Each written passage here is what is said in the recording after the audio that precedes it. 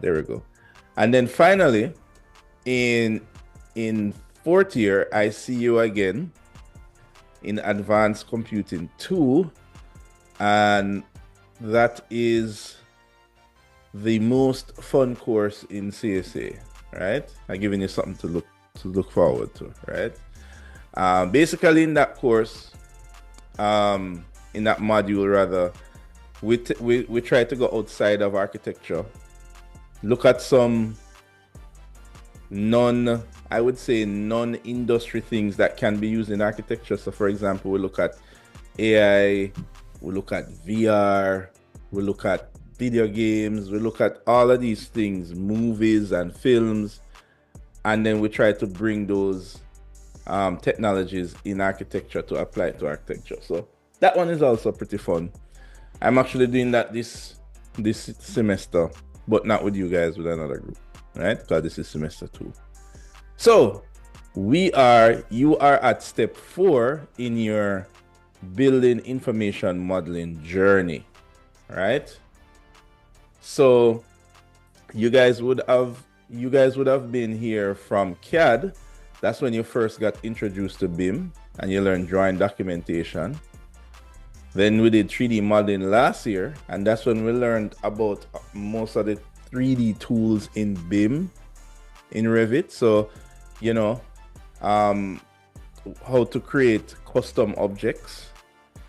Now we're going to learn about AEC tools, right? Anybody can tell me what AEC means?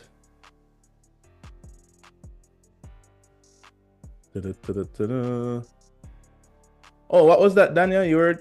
I couldn't hear you. What were you saying? AEC means?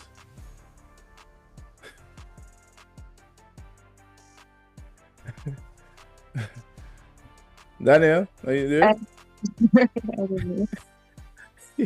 You were just. Oh, I thought I see you put up your hand. All right. Anybody else can tell me what do you think AEC means? So it is. All right. I'm gonna give it away because it is architecture, engineering, and construction, right? So the difference in modeling in BIM is that you adhere to the AEC tools and rules, right? So for example, when you're drawing a window or a door or any architectural element, it is supposed to be, I would say, created in a certain way, modeled in a certain way. And that way is what we're going to learn in BIM, right? Also, one of the interesting things we're going to learn also is the I in BIM, which is information, right? So it is building information modeling. And so far we've learned the M, we've learned the modeling. That's what we did last semester. We learned how to model using a BIM program, in this case, Revit. And this year we're going to learn the information, the building information part of it now, right?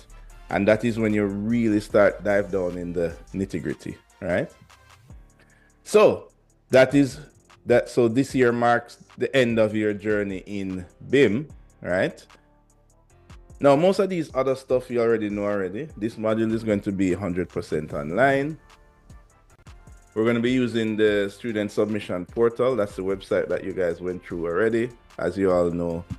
And coursework is collected only through the website, right? So we're not using emails and none of those old technologies, right? A Google account is required, you know this already. A camera device is recommended if you're presenting or speaking. We ask you to turn on the camera. I want to add to, did I add that in? No, I didn't. Okay, I want to also add what is mandatory is everybody needs a profile picture, right? So that I can have in memory who we are. Plus, we're gonna need it for the mirror board activities as well. So find a profile picture, grab it from your Instagram or whatever, and use that in your throughout the module. All right, Kaylee.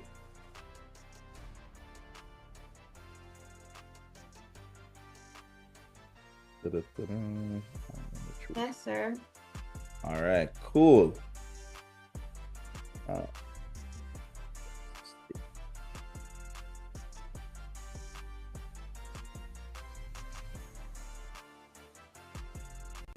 right.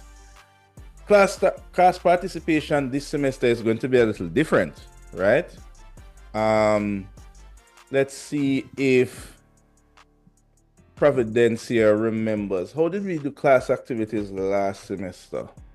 Do you remember how we did them? Yes, sir. How did we do it? How did we map? Um, Mm-hmm. you used to give us a certain project thing. For Okay. example, last semester you gave us the windows and the stairs to do, and we had to submit Right. in class. Correct. Right. So we did activities. I don't want to use such a big word as project to scare everybody, like, ooh, project sounds big. So we did some class activities that was randomly issued throughout the module, and that's how we did class participation.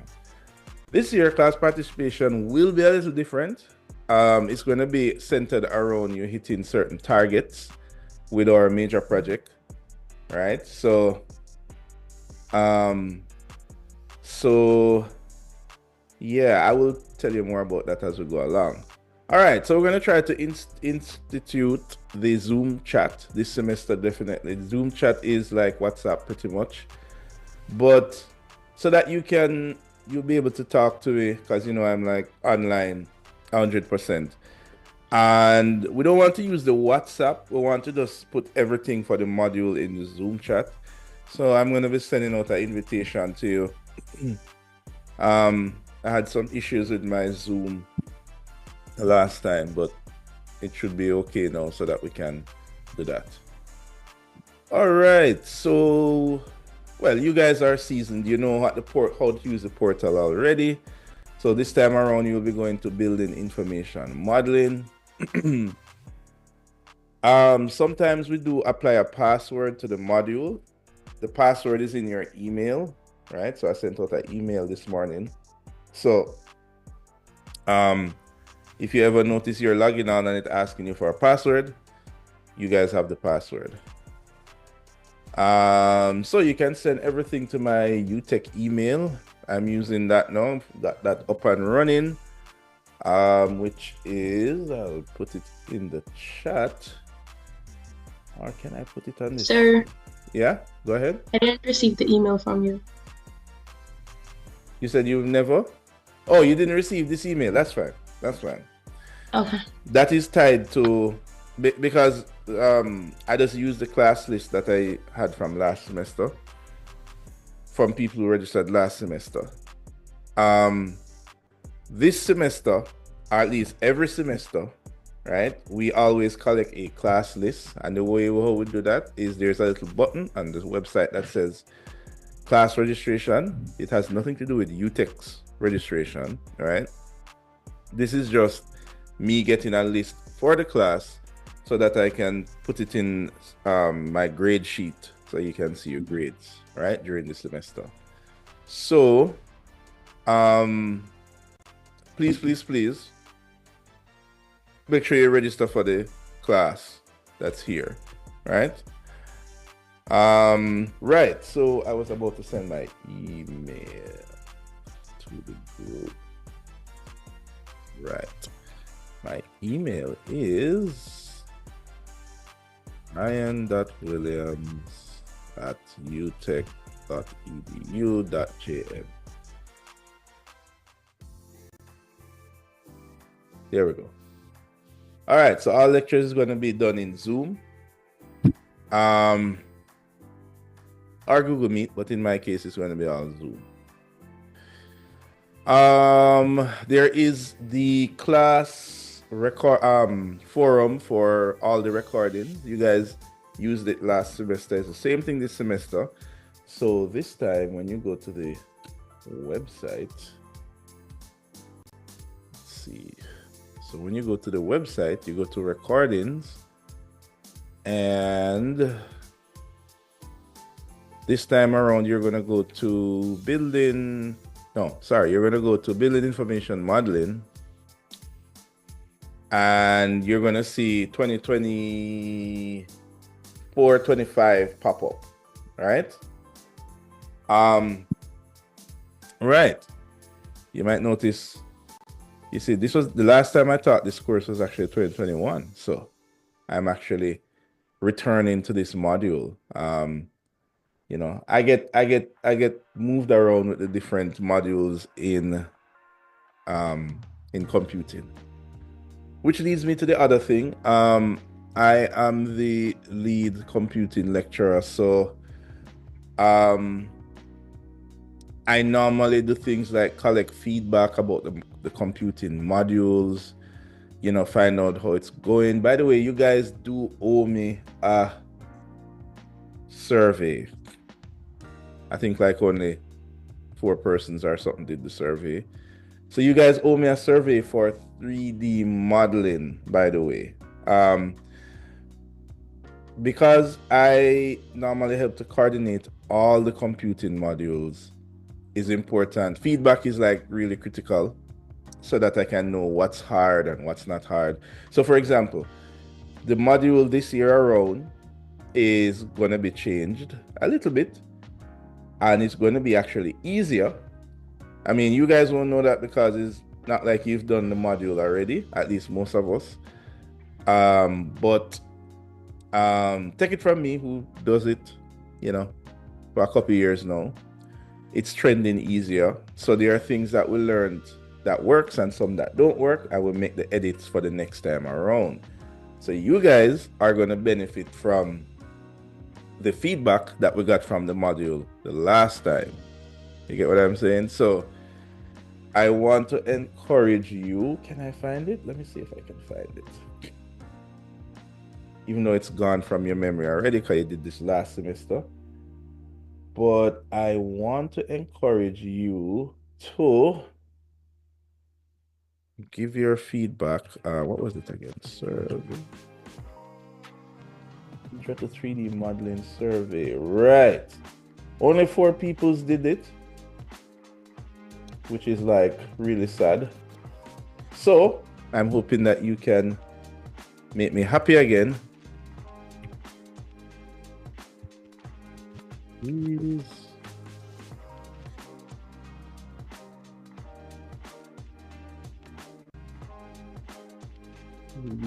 BIM for last semester.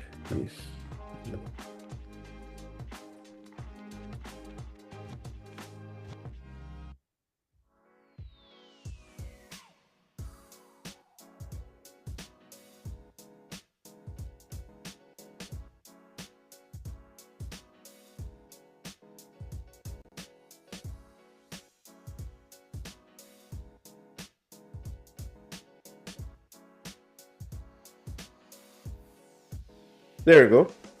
So I put it in the chat. So, as I said, guys, everybody benefits.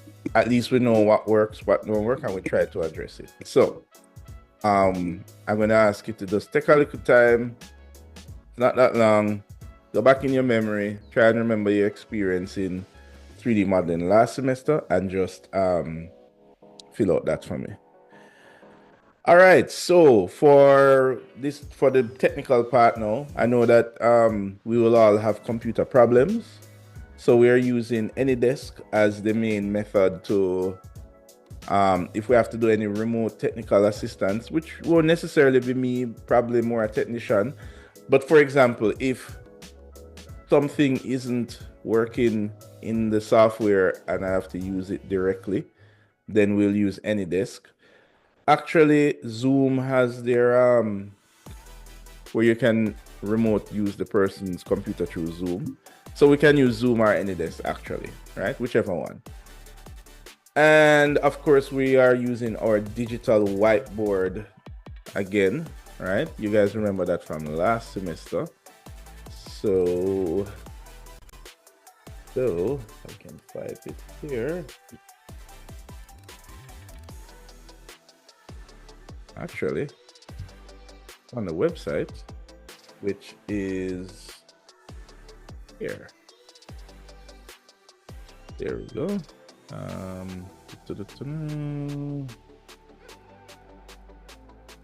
There we go. Right. I do believe, all right. I had disabled it. BIM 2024, 25. There we go. Right. So this is our mirror board for this semester. Right. We have a lot of cool stuff that we're going to look at. We're going to look at this awesome BIM model that was done. It's actually the Revit sample model. But we're going to take a deep dive in the sample model and try and learn some things from it during the semester. And we're going to be doing that as a part of the theory. And then the main course will be our major project, which we're going to be creating this awesome building here. It's not very big, but it is a little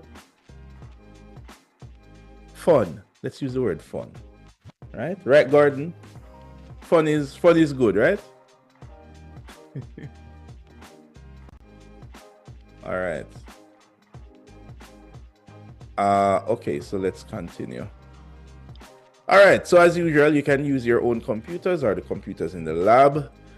And as I normally recommend, everybody needs to have 2 screens, or 3 if you have more.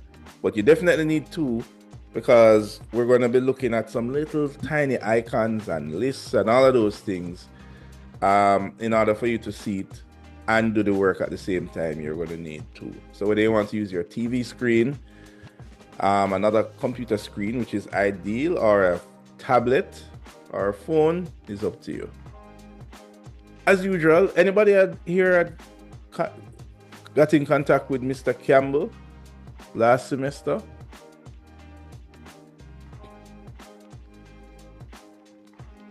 Anybody?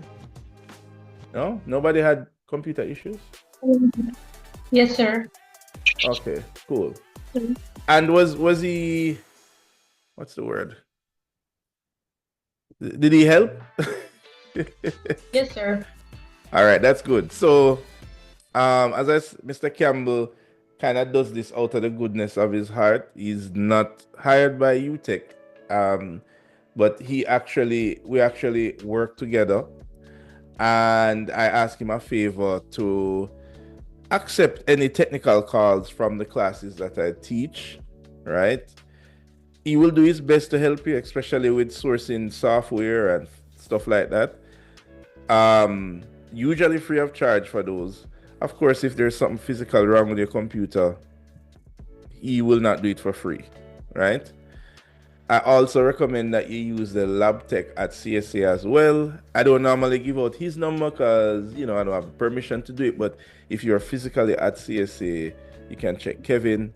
That's in the computing lab. Sometimes he will help you out with computer problems as well. So you have 2 sources to do that. Just in case, because in the computing modules, we need access to different software and there's always software issues, right? This semester we'll be using Revit 100%. I'm going to request that we all use the same version of Revit, right? So that will be 2024, not 25, not 23. I know some of us have 23, some of us have 25. This, unlike 3D modeling, where you kind of just model something on your own, this time around, we'll be going into very specific things and we'll be also be doing group work as well. So it's very important that all of us use the same version of Revit. So we're going to be diving into the underbelly of Revit, and I don't want the underbelly of your Revit to be different from the underbelly of my Revit. All right. So these are just different software that we use throughout all of the computing modules. So you can ignore some of these. You guys won't be using some of these this semester, but you will be using Revit. All right. All right. As it relates to class participation, guys, I do need to keep a register, right? Apart from participating in the whatever is going to be the class participation, I do keep a record of who attended class. And I kind of mark the register in a bit of a weird way. Like I don't say Spooner, and you say here, and Kaylee, and you say here, and so forth. No, I would just randomly ask a question, and I may or may not choose to mark you present based on that question. You understand? Right, Spooner?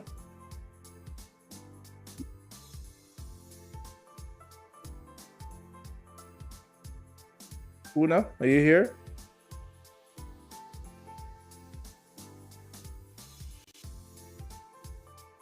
No? Or like, right, Dominique? Dominique, you here?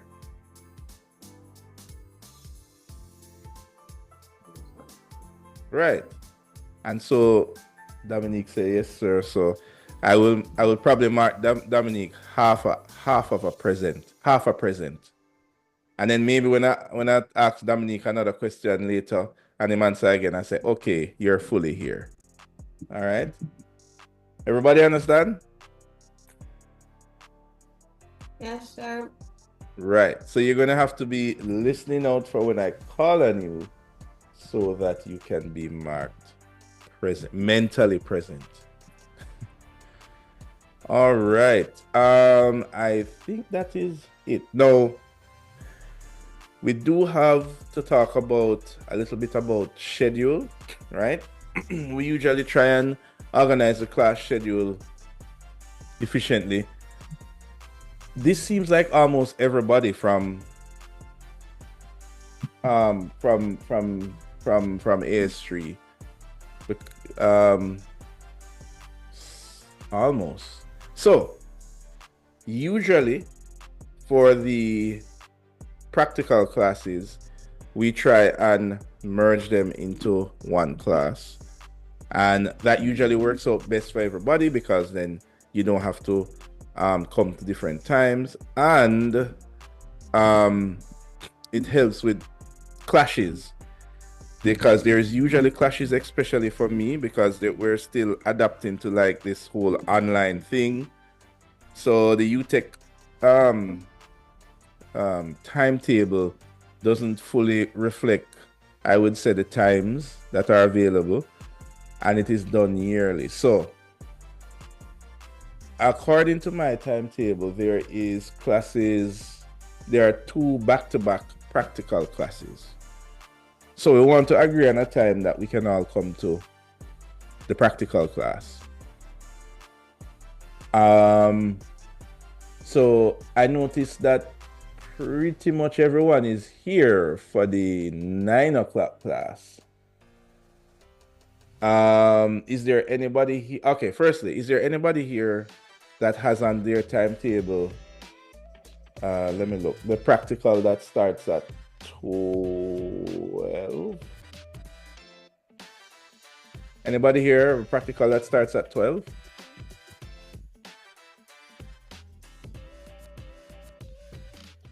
No? So everybody here on their timetable, it says 9 a.m.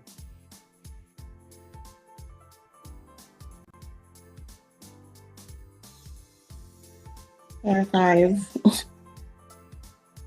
Okay. Same for you, Seku, 9 a.m. Or put it this way. Those who timetable says 9 a.m., just give me a thumbs up emoji. Those of you who have a 9 a.m. on your timetable, just give me a thumbs up emoji. All right. Okay. And those of you who have a 12 p.m., anybody here have a 12 p.m.? Give me a thumbs up emoji.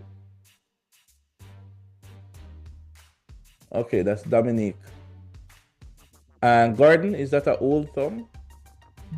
And Siobhan, right. So does everyone agree on a 9 a.m. class for everyone? Does that time work for anybody? Does that Yes, time sir. don't Yes, sir. don't work for anybody? Rather?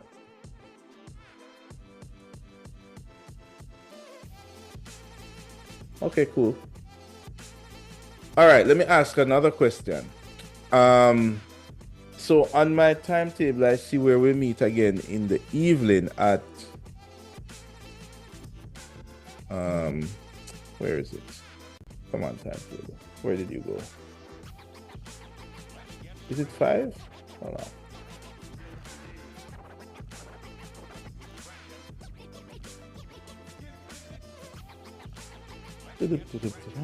Five.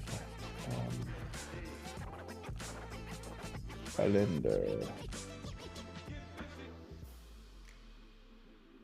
Come on, calendar. Where are we?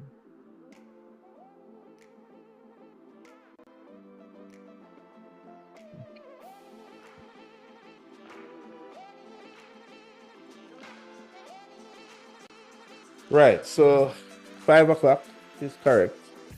So does everybody here have a 5 o'clock session? Show by thumbs up.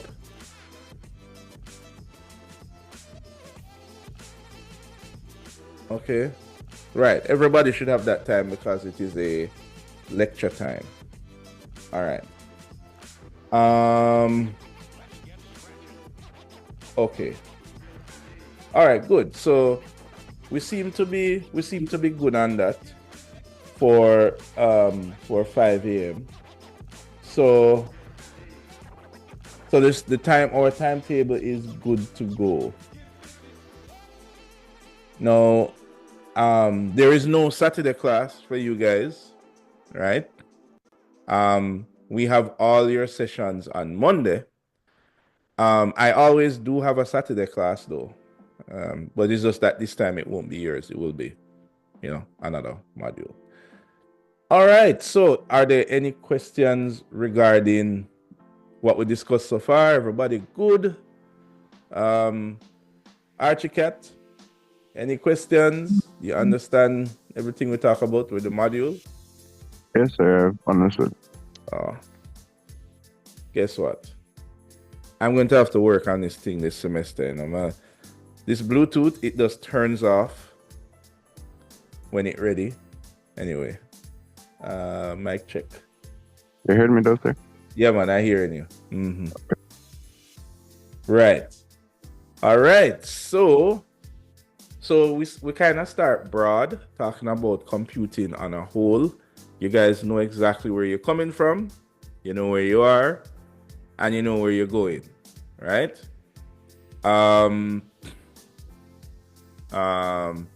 Yeah, so everything's supposed to be good. All right, so now we can talk a little bit about what we'll be doing this semester, right?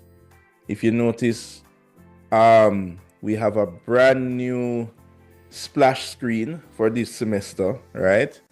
And I said, it would be fun if I kind of give you guys a hint to what you will be working on, right? So I'll be working on this BIM model, right? Notice that it's on terrain. It's going to be pretty cool. And the idea is, after this module, you can handle yourself in building information modeling, right? As a matter of fact, you guys are part of a much broader solution because, as you know, well, you guys are in the age of BIM, right? When I went to CSA, we had just accepted that computers are the way to create architectural drawings. So that battle was just fought. You guys are in the age where we are transitioning from traditional 2D CAD into building information modeling. And we're closer to building information modeling than 2D CAD. It's no longer a new thing. So you guys need to be now prepared for when you go out into the offices and people are using Revit or ArchiCAD, but we won't be doing ArchiCAD in this module, we'll be doing Revit. But regardless of whichever one you use, there are some ways in which you approach drawing in a BIM environment. And this is the module that's going to go over that, right?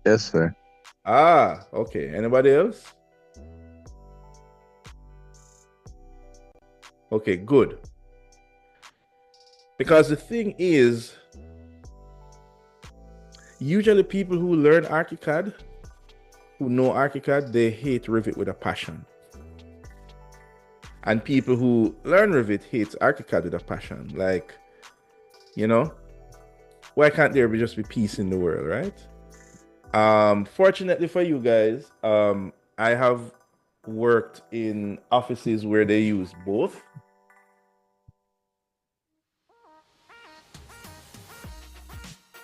Right. So I've worked in offices where they use both. I am primarily a Revit person. I do know enough to be dangerous with ArchiCAD, but the point of the matter is that the whole approach to BIM, to building information modeling, is the same. It's just that these two programs put the buttons in different places, right? And it's a little annoying when you know one program and you know where the buttons are, and then you go to another program, you know what's to be done, but you just don't know where the buttons are.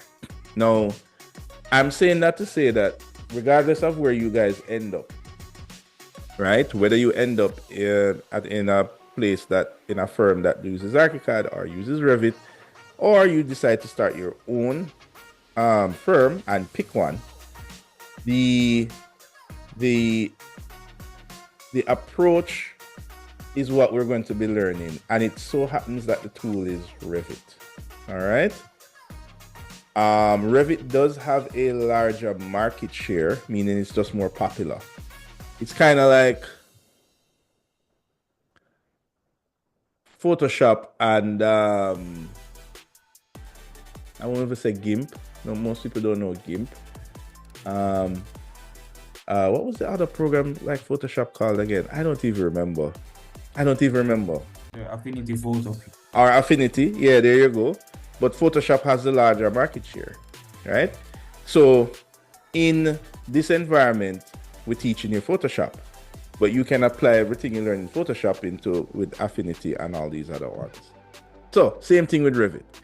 All right, so the main things that we're learning is we're going to learn how to complete a multi-story complex 3D model in Revit. And when I say multi-story, I don't mean like 5-6 stories, or it's literally 2 stories. I could almost call it 1 story, but it has a split level. So the fact is that you're going to do more than 1 story. The key word in this is complex. And the reason why it is complex is because we're going to be diving into tools like the curtain wall tool. We're going to go into stairs. Yes, you know how to do stairs already, but this stairs is going to be interesting. We're going to learn how to do a complex stairs, right? Things like curved walls, dealing with split levels.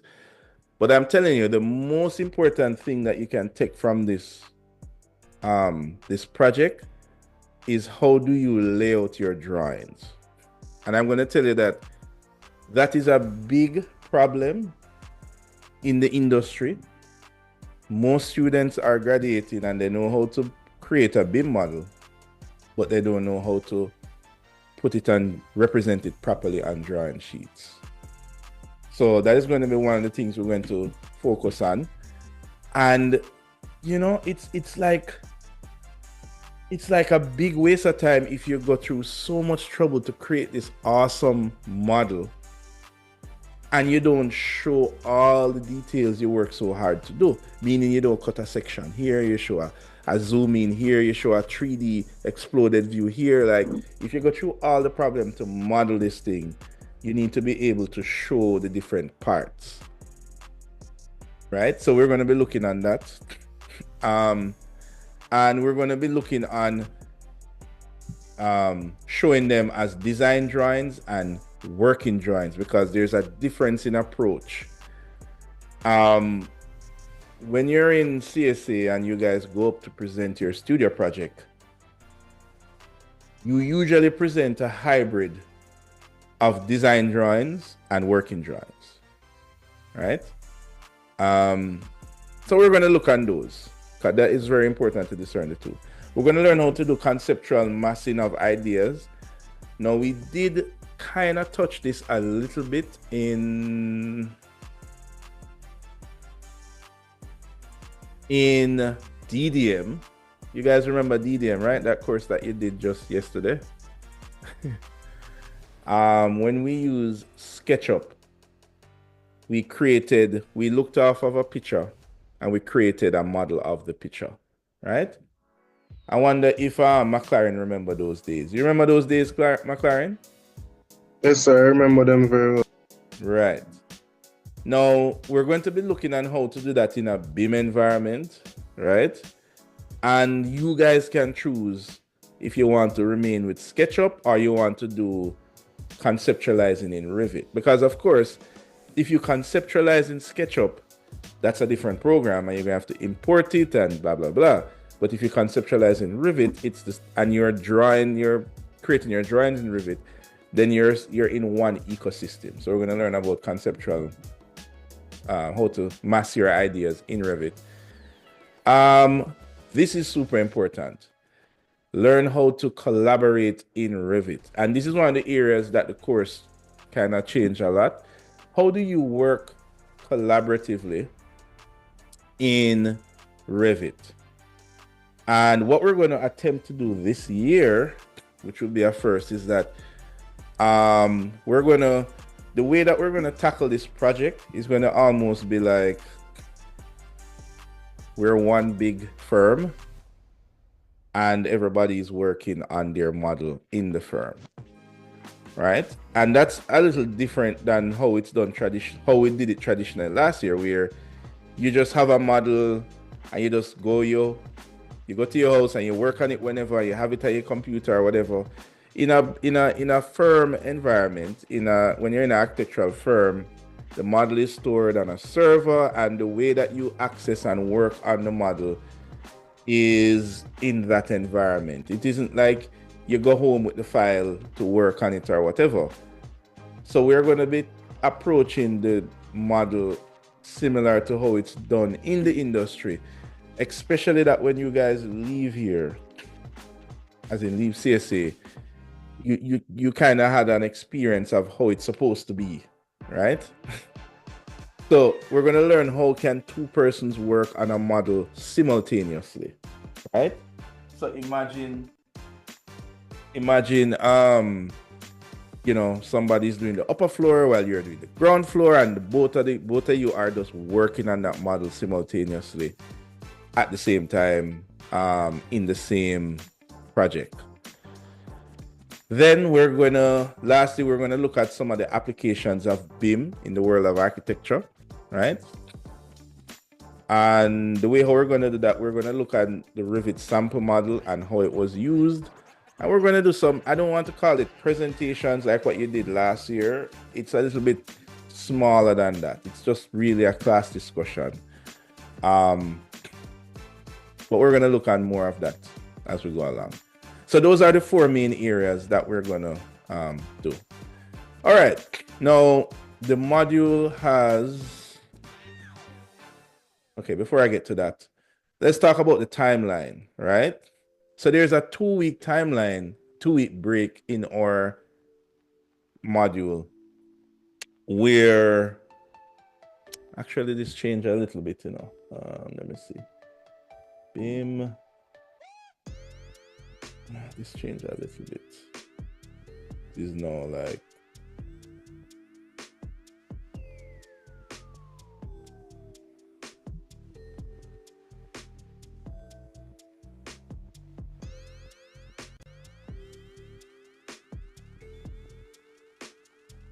Yeah. Can I refresh this? Or I have to quit and go back again? Refresh. Oh, right. I have to. Ta-da. Where is this now? Oh, come on.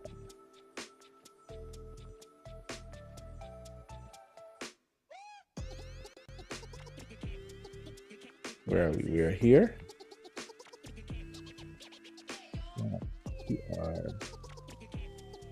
We are here. Ah, okay. Yeah, this is better. Now, what we want to do, we want to finish our class discussion. It's really a discussion / presentation. Before we go on study tour, that would be great. But just think, you know how study tour is, it moves around a lot sometimes. So we will see. I have an estimated time for when it's study tour, and if it is going to be in the 4th and 6th week, then we can definitely finish. But our aim is to finish the theory part of the module and get it out of the way, right? For most of the course, we're going to be working on one project, one building, and then we're going to learn how to collaborate together on that building near the end. All right. So this is what the rough timeline of the module looks like. And as a reminder, it is on the, where is it? Website. Here we go. Right. You'll notice that it is, I need to refresh this. Come on. You notice when you go to the website, it's here as well. So this can help to remind you guys of what we're aiming for. This is what we're aiming for, guys. All right. Now, as usual, I'm aiming to be out of here by week 11 or 12. And I think we can achieve that. All right. Where is my presentation? Is it this? Right. All right. So 30, 30, 30, 10. That is how we're going to divide the work this time around. So those class presentations is going to be 30%. Class discussions. It has been downgraded from presentations. That's one of the ways that the workload has reduced, right? This is going to be our major project. We're going to be discussing it maybe next week. We'll see. Probably starting Monday coming. Then we're going to go into the collaboration process. So basically, these are the 3 main ticket items. And of course, there's class participation. All right.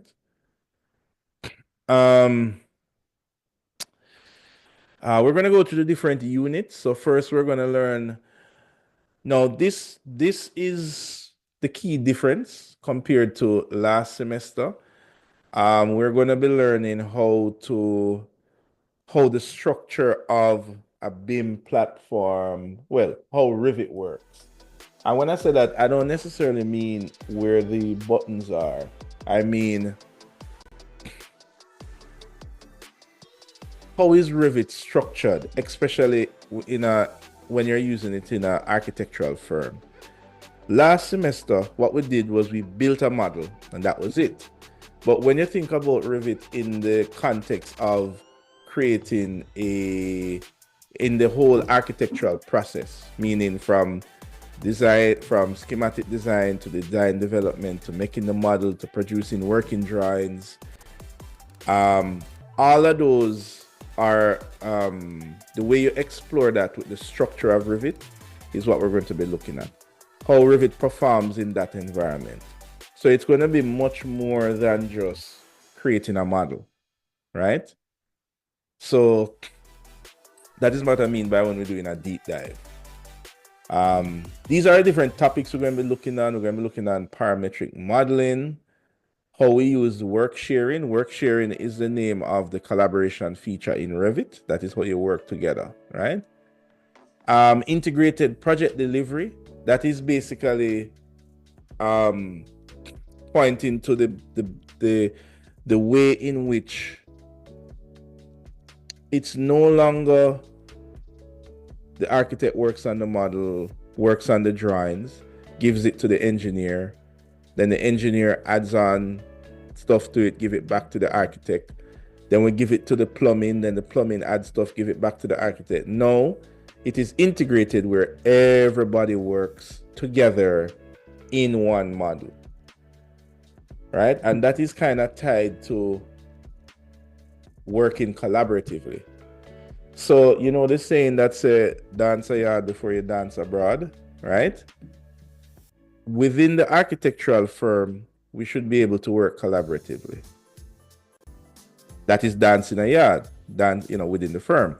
Then now, outside of the firm now, meaning you're working with engineers and with civil engineers and with electrical and all these other professions that are outside the architectural firm, they can also work in Revit as well. So the whole notion of BIM now is just where you have this model and all the professionals are now working on that model in Revit. That's where we want to be. Currently, where we are in the industry, we're still learning how to dance a yard. So the architectural industry is still, I would say, ahead of the other industries, meaning we are using one program holistically between ourselves. But the engineering and electrical and those persons, they have not necessarily caught on to using BIM as yet. They're still using like AutoCAD and these things. Dare I say that even in the architectural industry, some of us are still catching on to BIM. So that's why you guys are here now. We're going to learn how do we work collaboratively within the firm itself. And then that will inform us of how we should work with other industries as well. All right. And we're going to hopefully take a look at some of the future applications of BIM. All right, this is just a quick snippet of the project that we're going to be working on, right? And I won't get into it now because we're going to talk about it later. But at the end of the day, we're going to be creating this pavilion, M+ pavilion. It actually exists in, I'm going to show it to you. You know what? We'll look at that whenever we look on the project. But we're going to be creating this. It's going to be cool, and it is definitely going to carry you places in Revit where you have not been before. All right. All right, Siobhan, you ready for it?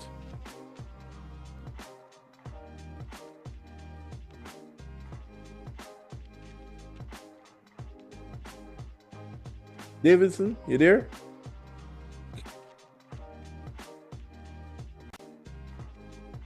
All right. Hold on, did my thingy go out again? Oh, you've got to be kidding me. You're hearing your man, sir. You're good, man.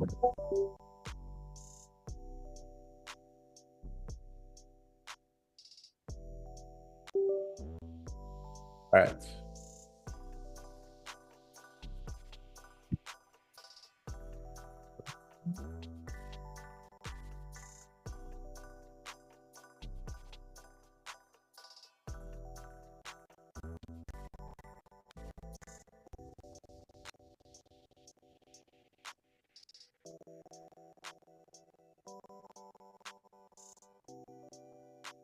Okay, mic check.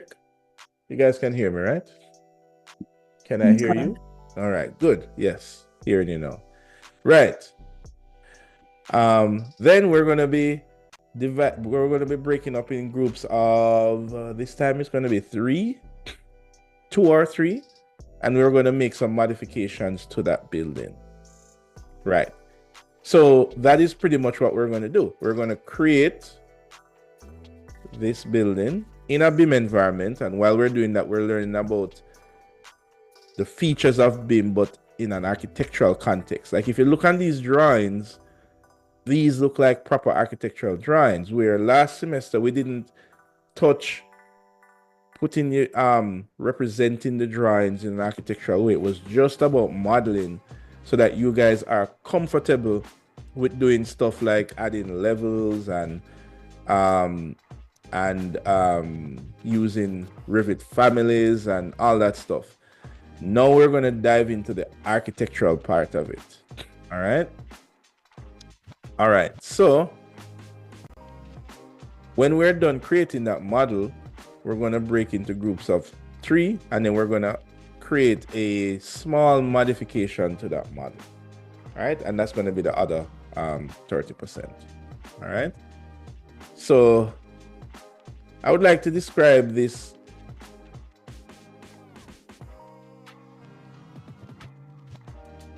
This theory project is an easy 30%, guys. Easy.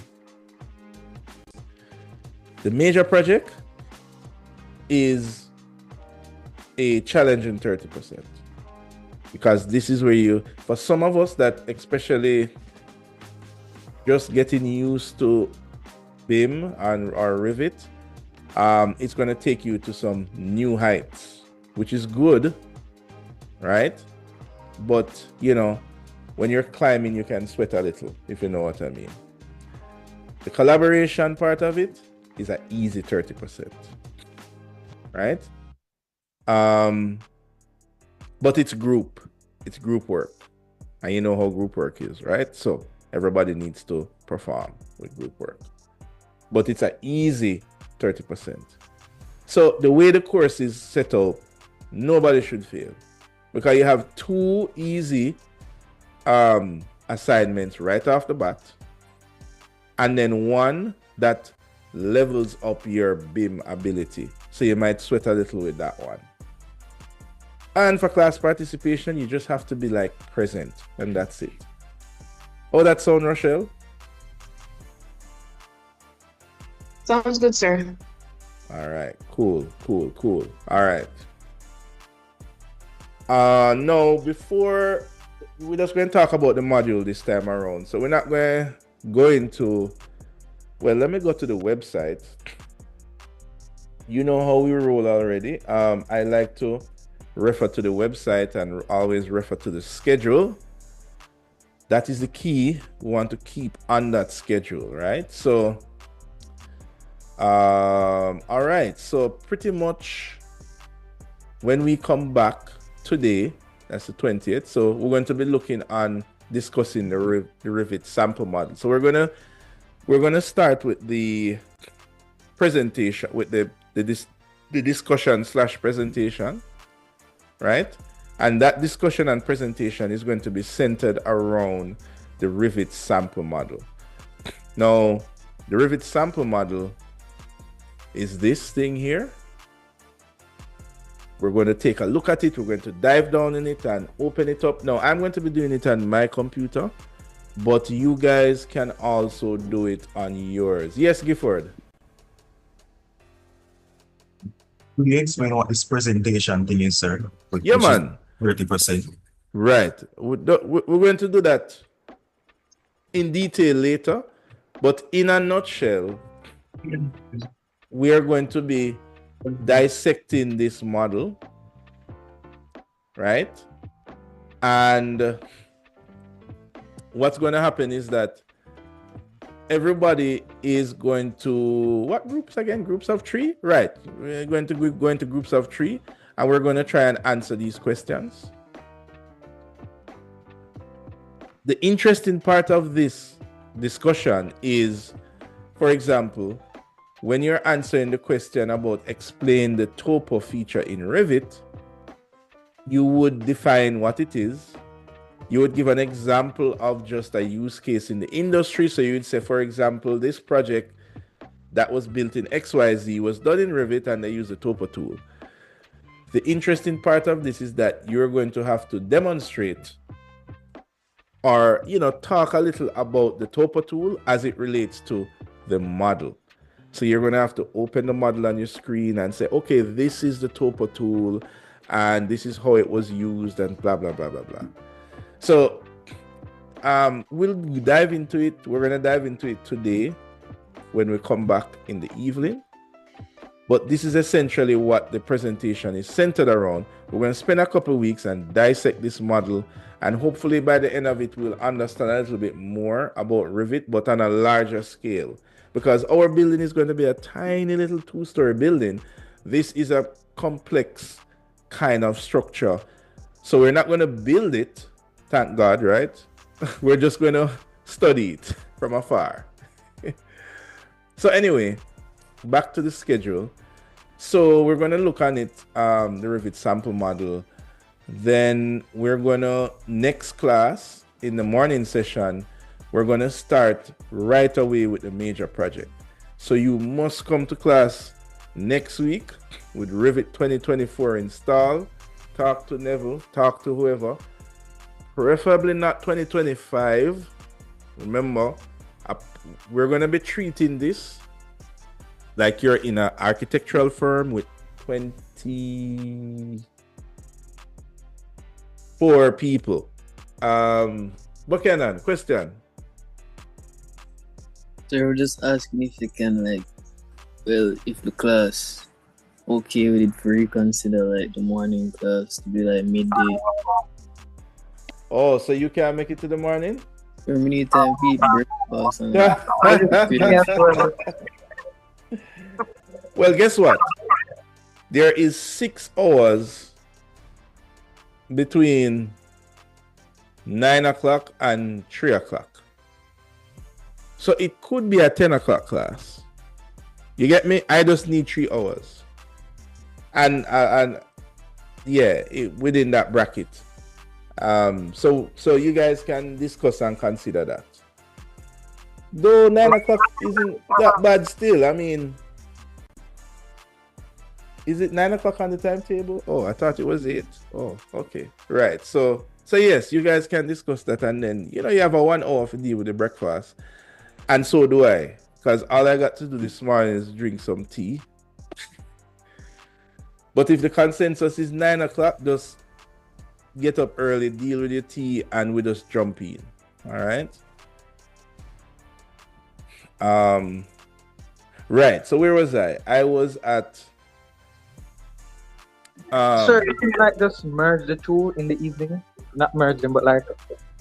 So that it just continues and it do exactly have to wait. Actually, that's a good idea. Would that clash with anything that I have? No, that's a good idea. We could start 9 o'clock and finish. I wouldn't say 3, because if the two are merged, then that would you could, things could cross over that could make the entire process shorter. So yeah, that's not a bad idea. Go from 9 to like 2. Use about 2 or 3 hours, because in the 3-hour session, the way how it's run is I'm going to demonstrate. Most of you would follow, but some of us may not follow in real time, right? Just like last semester. So you might have to play catch up with the recordings after, right? I'll try to do as much as possible to carry everyone with me in real time. Also, as you guys know my style, I do a hybrid of how you put it, of actual teaching and pre-recorded teaching. So I would, the day before, or maybe I did this part of this last semester, I would put together a combination of pre-recording and me teaching at the same time. So basically what I'm saying is that even though the class session is 3 hours, it won't be 3 hours of demonstrating. Usually it's like 2 hours or so of demonstrating, and at least an hour for you guys to actually work on the thing, right? And I'm going to tell you why in a little bit that's super important, because the course is structured a little bit differently as it relates to handing, which might be a little controversial. So I'm going to leave that hot topic for just after talking about the schedule, right? So if you should merge everything into one class starting at 9 a.m., there is a possibility that you may be out anytime between 1 and 3. And then you wouldn't have to come back in the evening again. So I would say discuss this, and then when we meet back, we're going to meet back in the evening for today. Well, everybody is here now, actually. Actually, if you want, we could just go straight into the lecture session. Is that what we would want to do? Show by thumbs up if you want to just do one thing, and then you don't have to come back in the evening. Okay, just one person. Anybody have any I agree, flash? but sir, the only thing I would say, that I want to do the lecture session today now, but as you said, sir, let us have the discussion as a Yeah, class have the if we want discussion to as do a class. Right, evenings on the Mondays, right. But what because I'll last year do, it was difficult.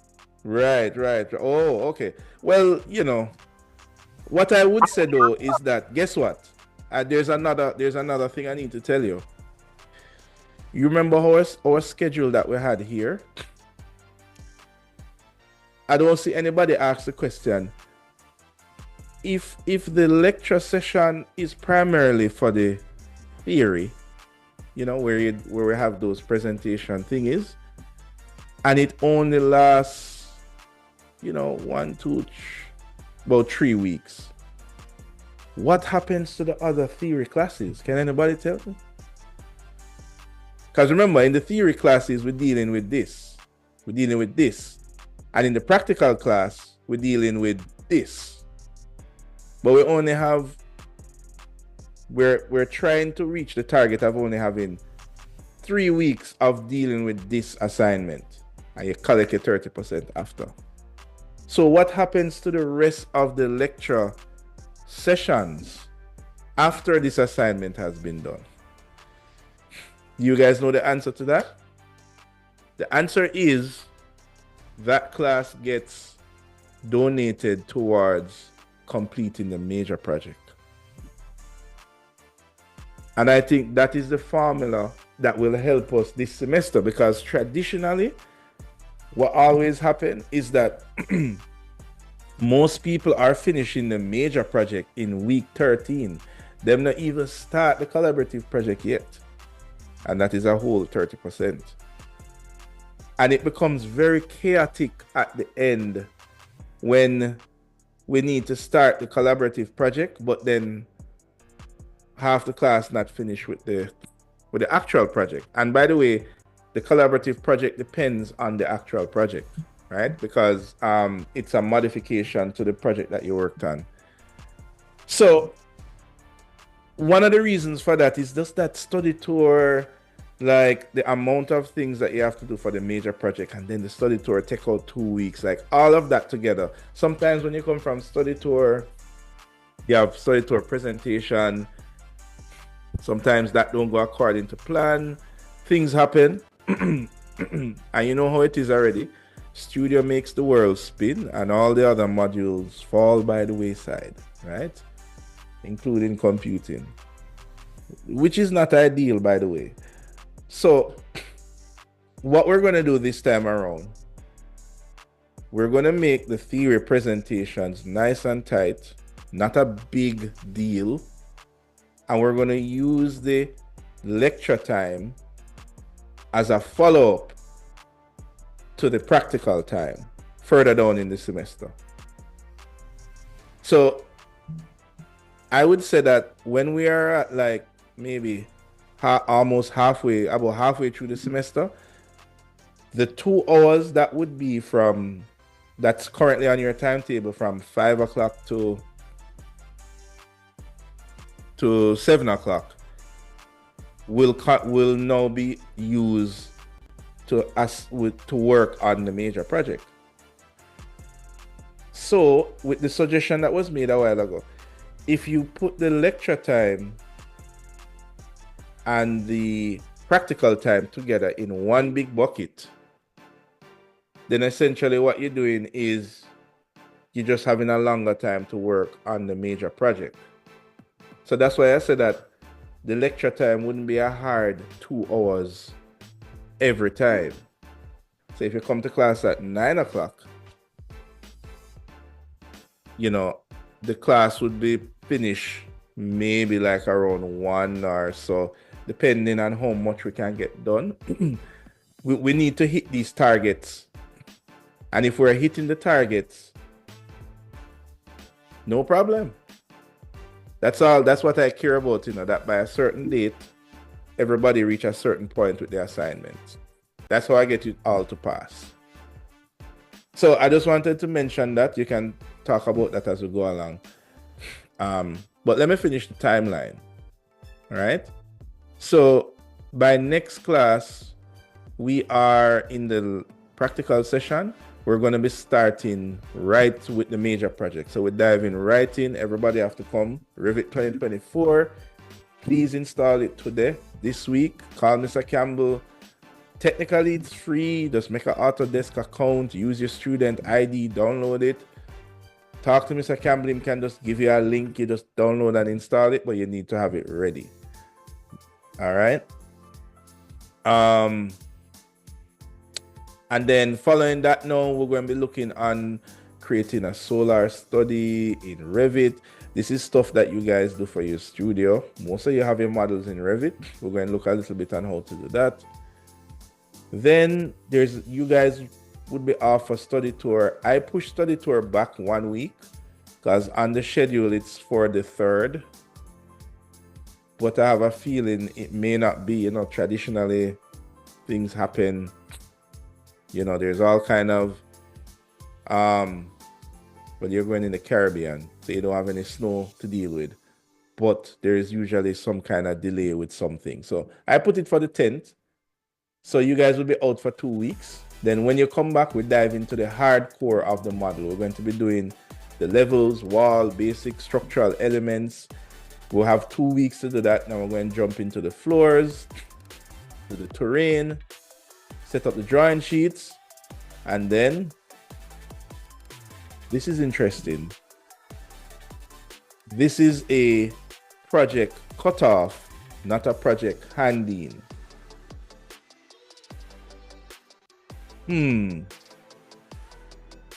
Thompson, what do you think is the difference with a project cutoff versus a project handing?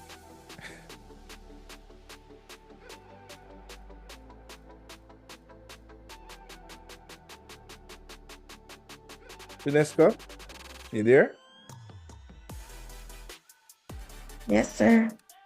What do you think is the difference when I say it's not a handing date, it's a cutoff date?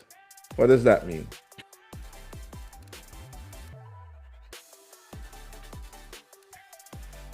Your opinion? Sir, say that one more time. Right. So on which date did I put for this? The date not showing. I have to scroll down.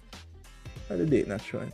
Anyway, whichever date I put for this thing here, notice I put the word individual project cutoff. I didn't say individual project handing, which is usually what you say for an assignment. You say handing, but I use the word cutoff. What do you think that means? So essentially, that's the cut-off point for submitting, and we could probably still hand in. Oh, really? I think I think you're heading in the right direction. I like how at the end you say, and we can probably hand in. So, all right. So here's the deal, guys. We're gonna be working. This is our aim. Remember, I tell you we're gonna be working like in a architectural firm environment, right? This is how we're gonna be using Revit.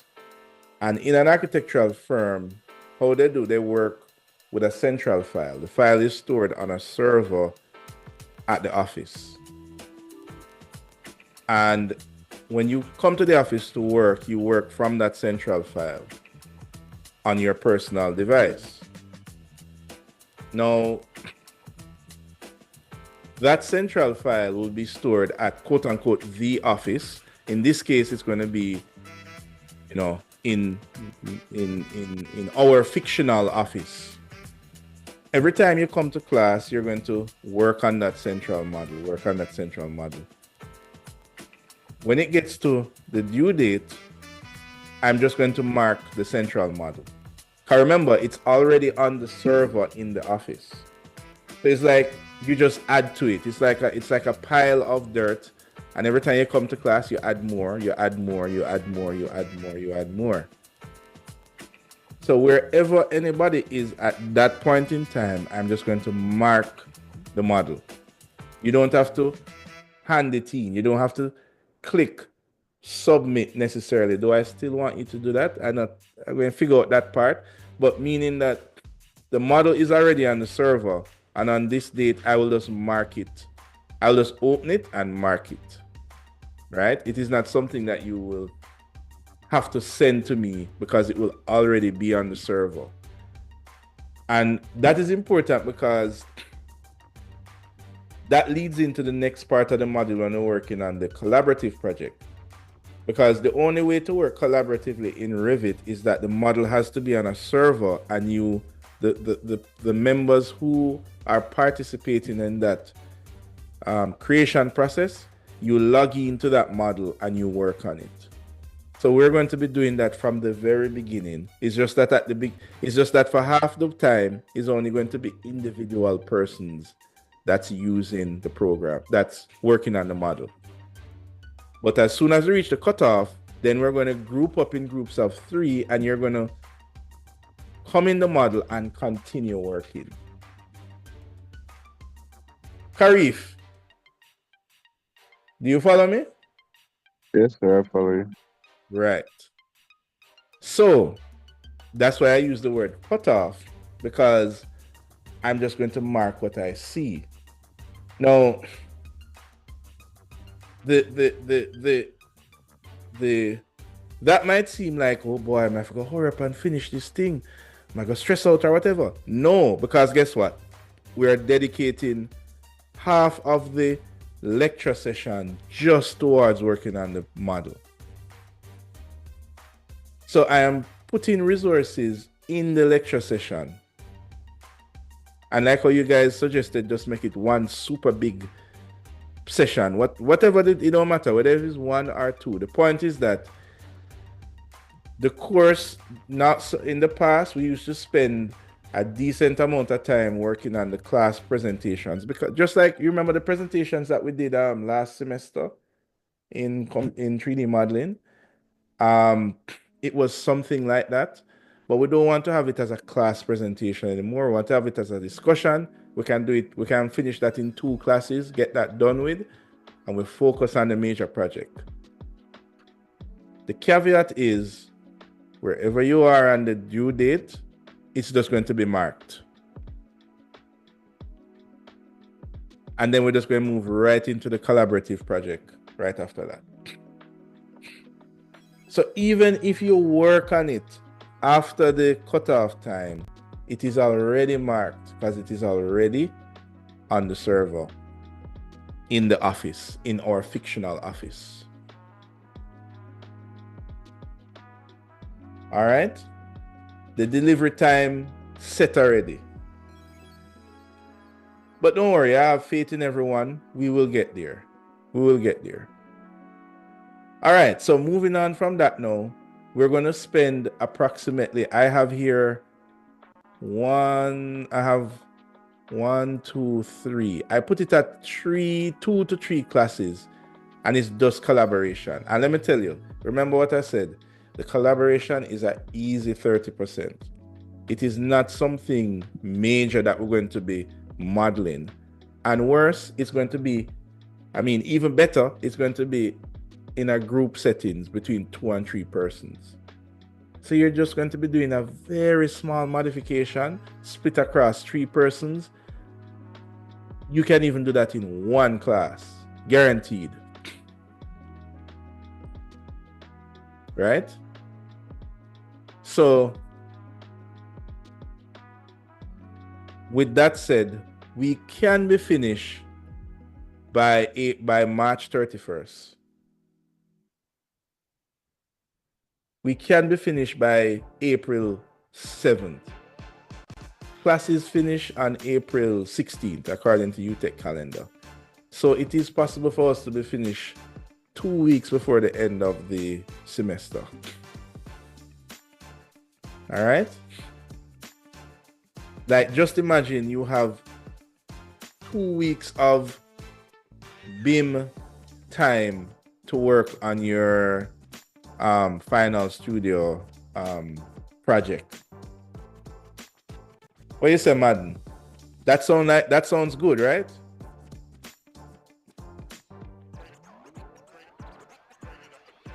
Are you there, Madden? No? All right. Okay, so let me run through the rest of this, the site.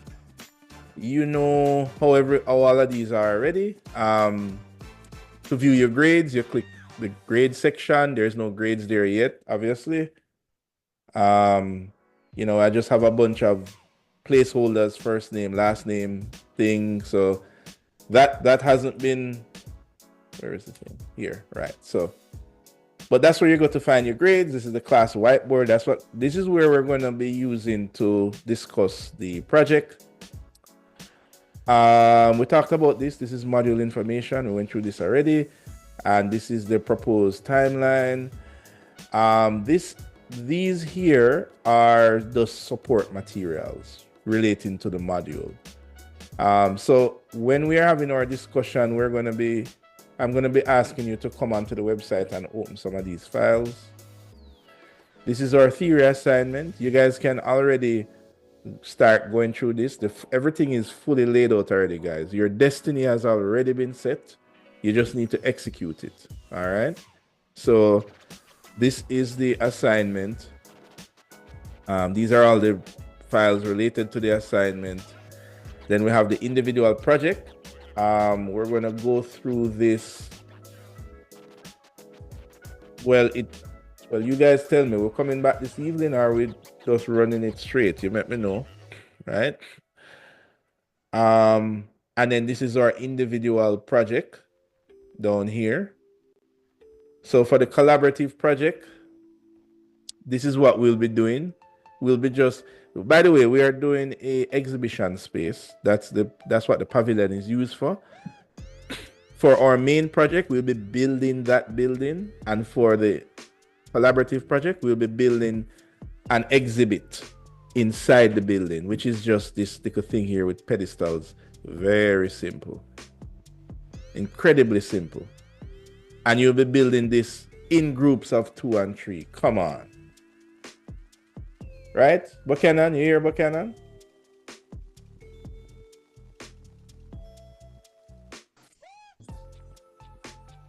Right. What you say, Buchanan? Very simple. Very simple. You agree?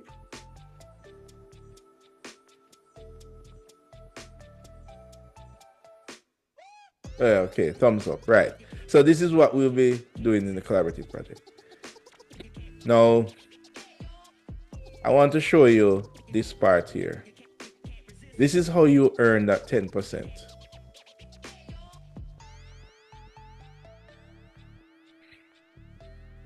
All I need you to do, right? And there's 2% per delivery. When the first due date is upon us, the first target. By the way, there will be no deductions for handing this late. Instead, there is the ability to earn more if you hand in on time.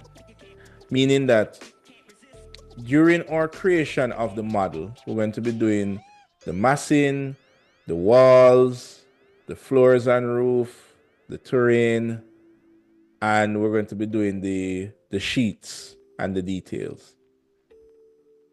During each one of these steps, you can, it's optional, if you send me a screenshot, or, you know, I think it's a screenshot on the model. Yeah, you send me a screenshot on the model for each stage. On the day that it is due, you get 2%. That goes towards your, I call it on-time participation, if you know what I mean.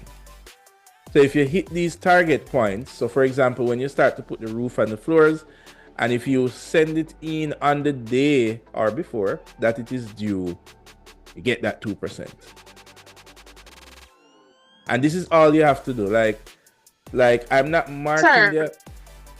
the... Go ahead. Sir, me can bargain with you, sir. All right, wait, let me No, because it has to be class participation. This is what your class participation is this time around. And I'm not marking the model, you know. I'm not marking the assignment, you know. But if you can, basically, if you can travel along with me while we are working together to get the model done, you collect 2% as you go along. That's it. And you're just sending me like a screen snip of where you are. That's it. I'm not marking for accuracy, none of that. All of that I mark for at the end. But while we are working towards the end, if you can send me these screenshots while we're going through, you collect a 2% every time, totaling 10%, which is the on-time participation. Tell me you're bargaining now. You understand now? Right. Yes, I understand. Right. They're not assignments. They're literally not assignments. Right? But one Coca-Cola basket. And if you're working along with me, why not just send me a screenshot of where you are? And if you are at a place similar to where I am, I'm not going to go in and count, okay, I have 3 columns and you have 2 columns. I have 4 wall and you have 5 wall. No. I can just open the model and say, yeah, man, you're following along where I am by this date. See your 2% here. All right. So that is how we're going to tackle class participation here. Right. Right. I mean, I'm still going to be taking as in class attendance. Right. But how you earn that 10% is by doing this. All right. So that is a rundown of the entire module. Did I leave anything out? At the bottom, this is a little bit of how does work sharing work, meaning how do you work collaboratively. We're going to be looking on this as you figure in when we reach that part of the assignment, right? But because we are treating this as a like a architectural firm, you have to learn a little bit of this at the beginning. Because remember, this is the office and the server that stores the model is here with me, physically here. It's actually a NAS. Anybody knows what is a NAS? Anybody ever heard that term before? I come into you, Rochelle. Anybody? Oh, Rochelle, like how you have your hand up. I know it's for a different question. Have you ever heard the term NAS? Like NAS, sir? NAS, right. So it's network attached storage, right? So a lot of firms that you will go to nowadays, they will have a server, which is a computer, or they might have a NAS, which is like a mini version of a server. Basically, that's where the files are stored and you can access it anywhere in the world. So this is the core of how you work collaboratively, right? So when we start the major project, everybody here, which needs to be on the same version of Revit, let me say that again, 2024. As a matter of fact, I'm going to ask Nev if he can just give the same link to everybody just to make sure we're all on the same version. But we all need to be on the same version, right? And the same subversion too. So you have 2024.1, 2024.2, and we need to be on the same everything. And what you're going to be doing is your model that you're working on is going to be stored on the NAS, on the server, just like it would in the real world. You can still work on it without internet or without even connecting. You don't need to be connected to the server to work on it. However, in order for you to deposit the work that you have done, you will need to synchronize every now and then And what that means is that when you come to class, you will be synchronizing the work that you are doing with the server, right? And that is how it's done in the real world. When you go into an office, well, at least an office that's set up properly with BIM, yeah, you can be on the beach or wherever working and you don't have any internet, it doesn't matter. But you need, whenever you need to send the changes to the server, and when I said send, it's different from saving. It means you and the server are connected. Even if you break the connection and go to on the beach and work, in order for you to send those changes back to the model, you will have to synchronize with the server again when you have internet. And this is the core of how you work with other people in an office, because other people, they're doing the same thing, even if both of you are working on the model at the same time, which is usually, I don't know if anybody ever tried opening a file on two different sources. You can't save both at the same time. It can tell you that the file is in use. But work sharing allows you to do that. So that's what we're going to be doing.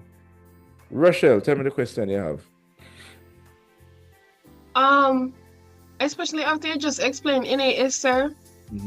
My question is now, me need a legitimate copy? Doesn't matter. No. Okay, any copy. good. Doesn't matter. That's as long why as I said it's the same copy as the other person, as long as right? it's the same 2024, right? So that's why I'm saying, whether you want to get it from Autodesk or just talk to Mr. Campbell and make him hook you up, doesn't matter, as long as we're using 2024, right? And besides the Rivet sample model that we're doing for our first assignment, this came out in 2024. So this model does not exist as 2023. And as you know, Rivet is not backwards compatible. So you have to have 2024 and above. But please, not 2025, right? We need to be on the same version. All right, so that is the module. So it's as I said, it's a little different than the last module, but I think we are set up for success. There are some things that got easier, some things that got less. We dedicated more time to finishing the major project, but we're having a hard cutoff time. Currently, it's set at a particular date. That date may be in flux because we don't know when is the study tour and it might affect other things. But regardless, I want to be out of here by week 11. That's what we're aiming for, right? And yeah, that is it. Any questions? Oh yeah, okay. So Adrian, I don't remember who was first. Sir, I have a question. You sure the crack version of Rivet works with the whole central model and synchronization thing? Yeah, man. As a matter of fact, that is one of the important things that we're showing, because if you're going to use BIM 360, which is the cloud version that Autodesk provides, you have to have a subscription to BIM 360 and you have to have a legitimate version as well. And so the subscription costs money, of course, along with the legitimate version costs money. So what you find is that firms, like if a firm has a legitimate copy of Rivet, maybe they still don't want to pay additional money for BIM 360 for you to be able to connect through the cloud. So the method we are using now, it doesn't require you to have a BIM 360 subscription, and hence it doesn't require you to have a fully licensed version, which will be very beneficial when you go out in the work world, because not everybody uses the subscription version, because that's just additional money. Even if they have a legitimate copy, they will rather use it the way that we're using it in class, where we can collaborate and we don't have to pay Autodesk more money to collaborate. All right. For those of you who are interested in being what you call a BIM coordinator, which is different from a BIM manager, by the way. For those of you interested in that, we're going to touch it a little bit, but not a lot, because we want to keep on doing the model. But you can always talk to me about how to set that up. We do that usually in your next module, which is Advanced Computing 1, where you need to do a measured survey collaboratively, and a person in the group becomes the BIM manager. So we're not going to spend that time in this module on that. But if you want to know about it, I'm here. I'm the same person that does that module sometimes, so I can tell you about it. So that means that our first class, we're going to be spending time to set up Revit, right? And what that means is that if you come to class next week and you don't have Revit, you won't have that connection to the server. Meaning when you do work, if you get up in the middle of the night and you say, I'm gonna work on this model, you won't be able to send what you worked on to the server unless you were connected, unless you got set up initially, right? And that setup process we're going to do in class. So those of you that are interested in learning how that works, you'll get a little taste of it. But all you need is Revit and an internet connection to make that initial connection. And I'm hoping that everything goes smoothly. What it means is that the server that you're connecting to has to be always online, which it is. The NAS that's here with me in my office is always on. As a matter of fact, I work in BIM all the time, so I do this stuff. Though I must admit to you that is 24 people? 24 people. Never done a project with 24 people, so we'll see how that goes. It should be able to manage. It should.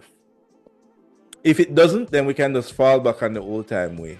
Everybody just work individually or whatever.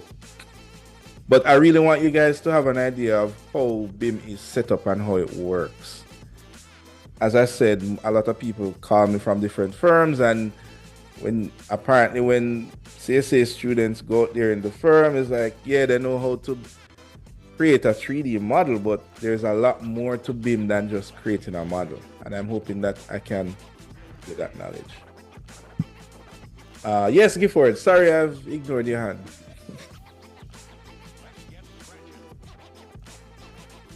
Is there a particular reason why it was in 2024, sir? Hold on. Yes, it did it again. I don't know, man. I think I know why it's doing that. I need to install the drivers for it and then change the, like Bluetooth devices, it have a time when it time out. I think the timeout on this is like 15 minutes or something. Yes, I'm hearing you now. Go ahead. Is there a particular reason why we're using 2024 and not 2025? That I kind of have 2025. I don't like to travel too close to the edge.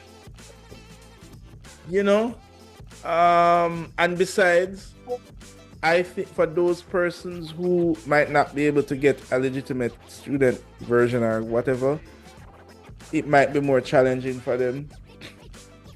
It might require more specs. And I'll go to, and this is the same in an office. Like, you don't want to go to the latest version as it was. You want to wait a little bit more to make it kind of settle in first. So 2025 just came out, so I kind of feel more comfortable with 2024. And it's the same thing we do every year. We try to keep 1 year below, yeah. All right, sir. Yeah, man. All right. So what we're going to do is we are going to, for this class, I guess we will just stick to the schedule and come back at 5. so you guys can discuss. So you guys are discussing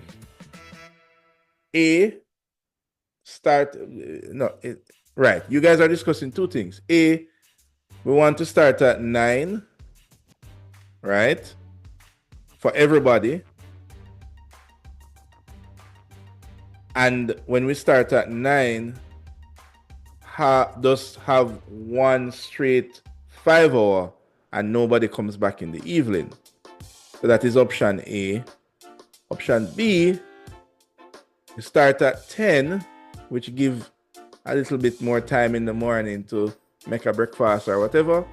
But then we come back at 5 in the evening, 5 to 7, for the other part of the class. Those are the two things that we need to decide on. I am good on my side with those two options, I believe. If you should ask me what I prefer, I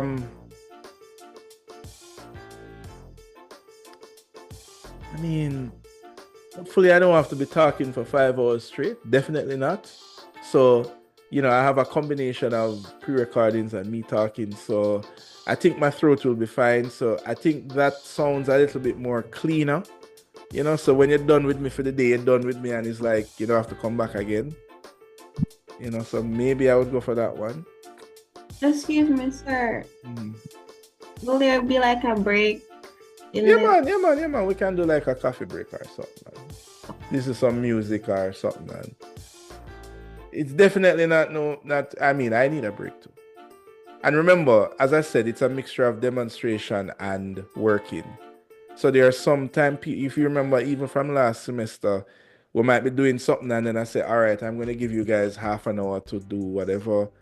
So, yeah. But Revit is really cool. There is so much to it that, I wanted to try and paint a picture for you that what you learn here in CSA is just like a little 1 millimeter out of what Revit can do.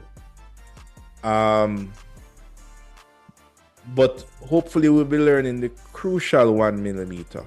You know what I mean? A lot of what you learn is when you go out there in the firm and you learn things like how materials come together in the real world and how the drawings are done, and every firm have their own way of doing drawings and all that stuff you learn after, but you have to know the base first. What I will share personally is that I started with AutoCAD. When I went to CSA, AutoCAD was being taught. This was in 2002, I think. And there is this thing called BIM, but it was very, just like how now there's this thing called AI, and it's like, ooh, it's new or whatever. There was this thing called BIM, but it wasn't fully adapted yet. It was just this thing. And then I think after I graduated in 2006, there was still this thing called BIM, but people were still having discussions over whether you should still do hand drawings or use a computer. And those persons were losing the fight. And that was where we were in the big scheme of things, right? Everybody was using AutoCAD. And then I got introduced to BIM probably in like 2010. And it was very weird because we are used to just drawing lines. In the world of BIM, you can't just draw a line. You have to change the parameters of the window and the wall. And this is normal stuff to you guys. You guys kind of grow up like changing parameters, but back then everybody draw lines. So I would say that BIM, it took a little while to kind of absorb it. But then when you look at especially some projects that are done fully in a BIM environment, and you look at what it can produce, like the I in BIM is for information, so you can generate a lot of information and data.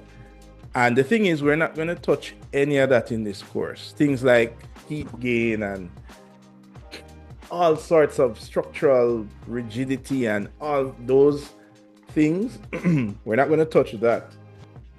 We're going to stick with the architecture of it. But here is the important thing. When you guys go out there and create a BIM model, if you're working with an engineer that also uses BIM, your model have to be in such a way that it is compatible with all the fancy stuff that the engineer would do with his BIM model as well. So what we're learning in this class is doing it that way, so that you can meet an industry standard in using the program. Because there is so far that you can go with using BIM, but you have to draw with it the correct way. And this is where we're actually learning how to do that. And I'm just teaching you 1 millimeter of it because I don't know it all. And I'm getting old, so some things I forget. So was there a question? Was there anybody that had a question? No? Sir, Oh, yeah, sure. about bundling them. Could we bundle them in the evening? Could you bundle them when? In the evening, instead in the morning. Well, I have a class in the evening as well. So I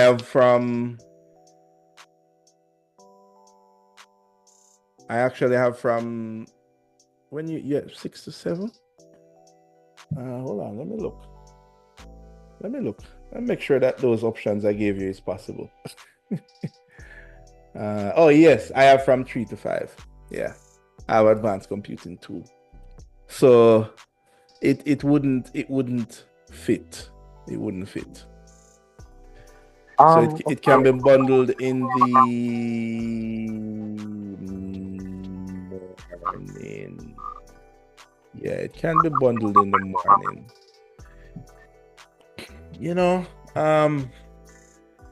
Yeah, that gives me a 1 hour break before class. Anyway, you guys discuss it and see. I have to discuss it internally with my brain first because I do have a class at 3. So that only gives me a 1 hour to grab a lunch, which is just enough. But then we don't have to meet again in the evening, which is also kind of good. So I think it's a win. It's balanced, whichever one we pick for both sides. You're about to say something else? No? All right. When did you say that we'd start it again, sir? At 10 o'clock, right? Well, that is option B. I was saying option A is that, as a matter of fact, it's not like 3 options. Option A is start it at 9, go until 2, don't come back in the evening. Option B is start it at 10, finish at 1, and then come back in the evening from 5 to 7. And then option C is like what we did today. We started it at 8 o'clock, at 9 o'clock. So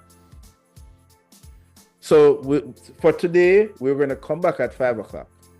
And when we come back at 5 o'clock, we're going to talk about what the way forward is. And, you can even test it if you want. We can try it one way, and if it don't work, we switch to the other ways. It doesn't matter. We're going to talk about the first assignment. So we're going to dive right into that. Talk about it a little. You guys have a video to watch here. There's a panel discussion that you need to watch. You're not going to watch it in class. You probably just watch it on your own. Maybe we'll watch some of it.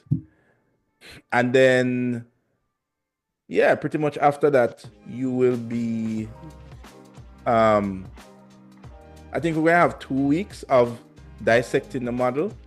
And then the next 2 weeks, we'll have the discussion.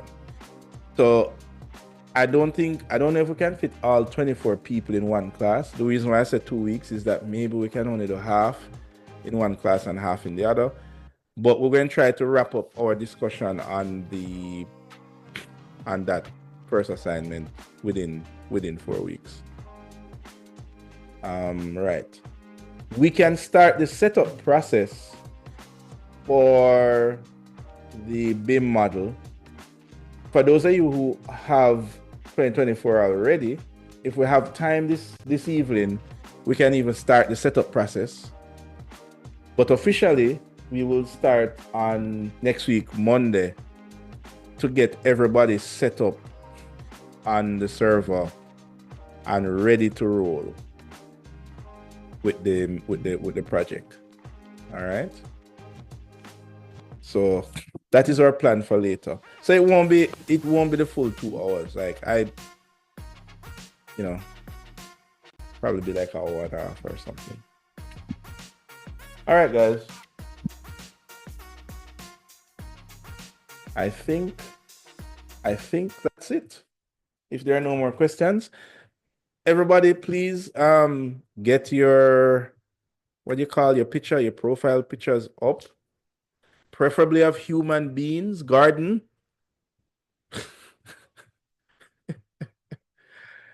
And we will talk later. Javin, you have a question? Yes, sir. Can I speak to you after class, please? Sure. You can like in and Gifford. The rest of you are free to go, guys. Is this in a breakout room or you can just talk? I appreciate that. Appreciate that. All right. So Gifford and Javin. Okay, cool. All right, guys. See you later.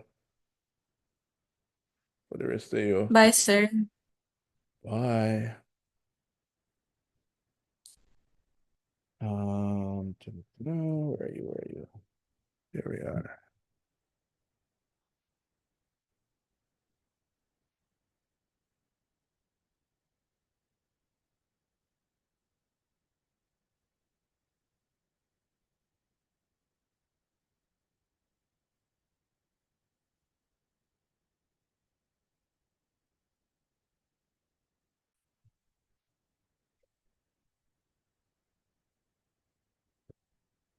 Yeah, Javin, what's up?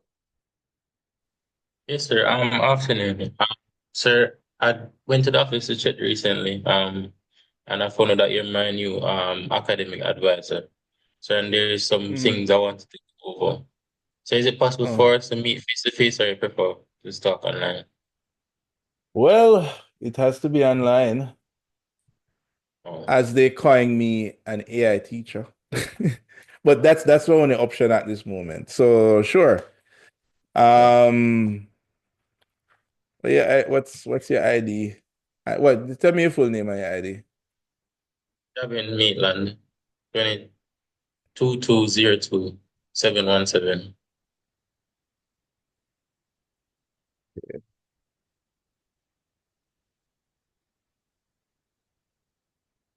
Yeah. All right. Is it something that is, deep and we need to, is like something we have to flesh out in a longer conversation, or you can give me like a quick overview? Probably need to flesh out a bit more, but I can give you a quick overview from now. So basically, I'm having some issue with my models for the computer modules specifically, where I didn't pass 2D CAD last year. So I'm kind of behind now on the computing courses because of that. So I'm trying to figure out how I can fit them in and redo them, basically. Does 2D CAD? Yeah, just 2D CAD.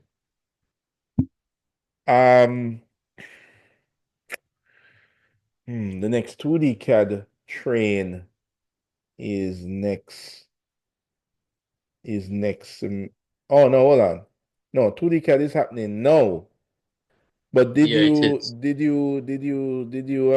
sign up for 2D CAD? Did you select it? No, I didn't select it as it because I was wondering if I should do it. But I heard that there is some word that going around that they might have it in the summer, so that would kind of play Uh, up better for me if I could do it in the summer. I know.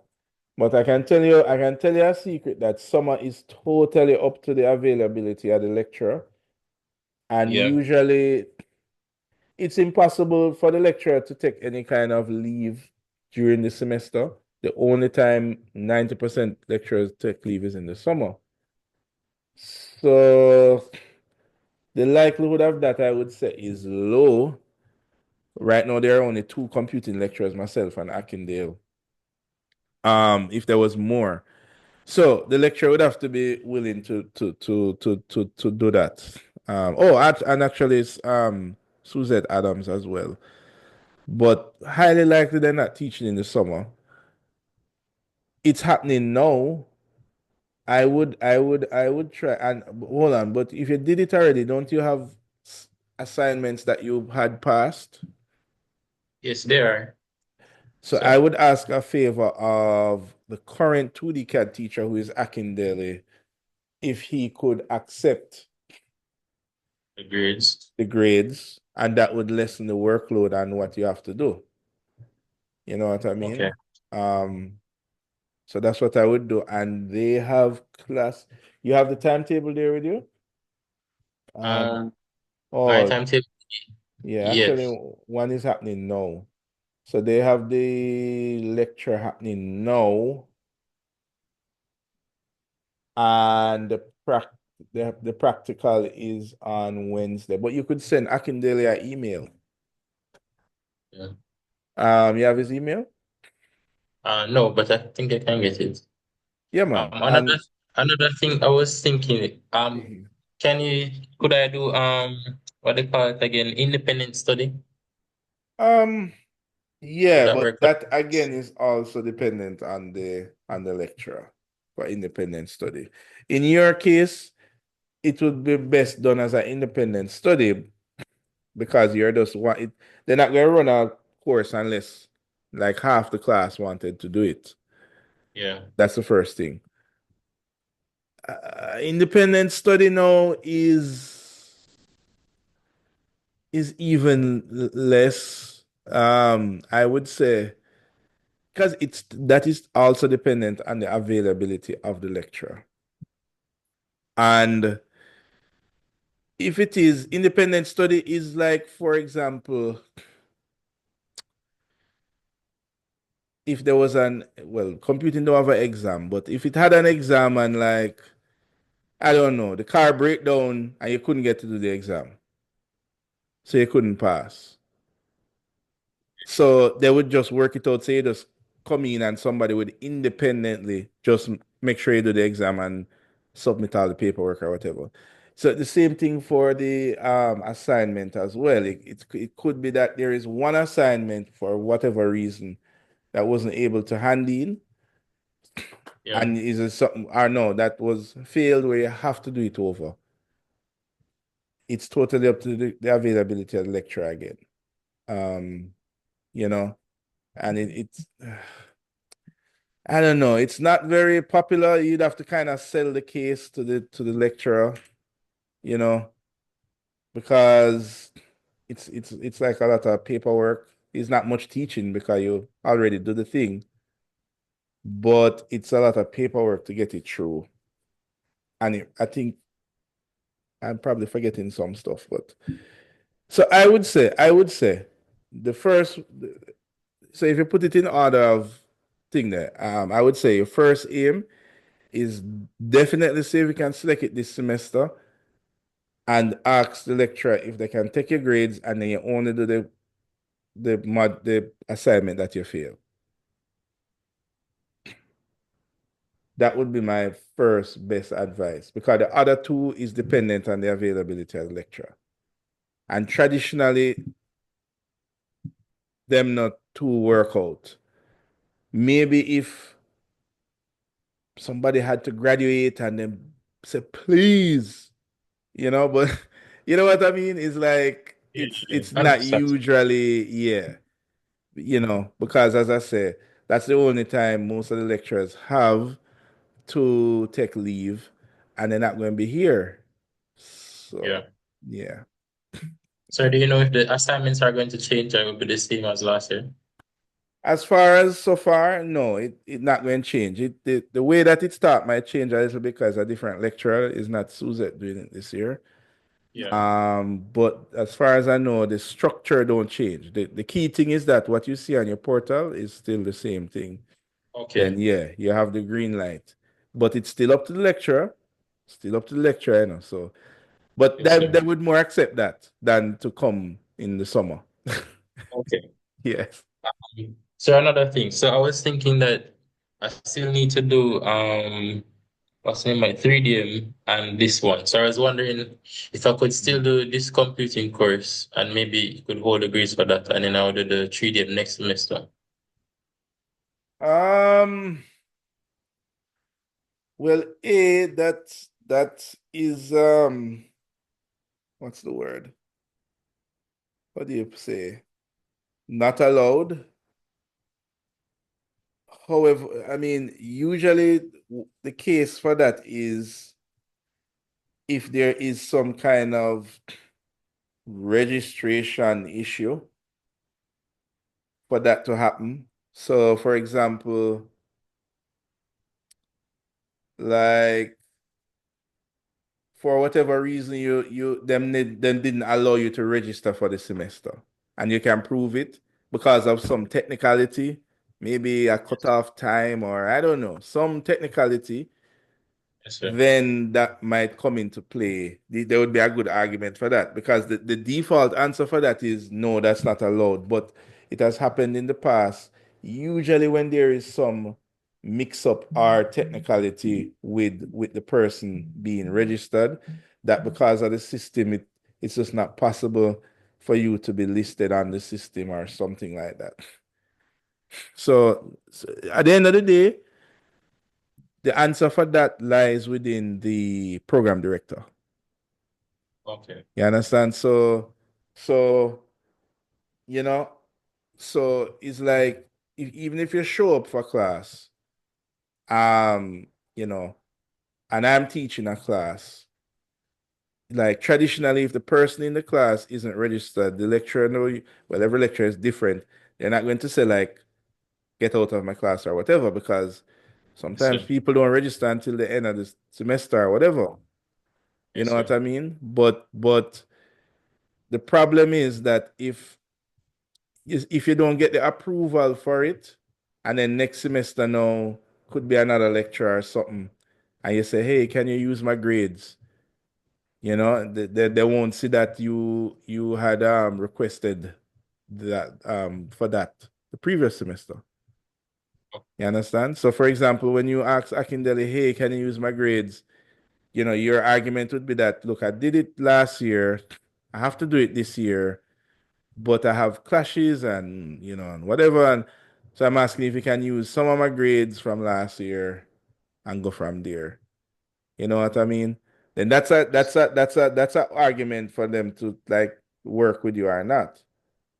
But just to do the module and then the lecturer save the grades, that's not a strong enough argument to essentially break the rules. If you know what I mean. Right. Yeah. I see. So like since some of the courses is like submission type of stuff, do you think it would be a good idea to like get some of the work done like for the other further courses like over the summer so that then I actually select the subject and then I'll be able to like the submit most of them? Yeah, but the DDA, which is what we call CAD, digital documentation for architects, that train only leaves in semester 2. So if you miss it this time, you have to wait till next year this time. Yeah, So yeah, yeah, I you know. could do it over the summer. Meaning you mean I mean, I would still select the I course as would usual next year, but you would still basically, I would still select the courses as usual next year, but I would kind of like have it start with the assignments basically. well in that case you, yeah.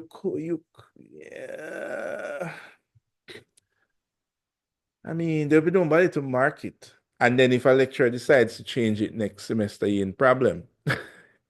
You'd have to just do whatever them change, I guess. Yeah, I see what you're saying. I mean, yeah, I mean, if that's the only option, then sure. I mean, it's just that I'm wondering, apart from a financial challenge, if you wanted to find out, if you wanted to like get ahead of the work, meaning do some part of it in this year, it would be good if you could just hang on to the train that's leaving the station. No, you know what I mean? Um, even if you're not signing up for it this semester,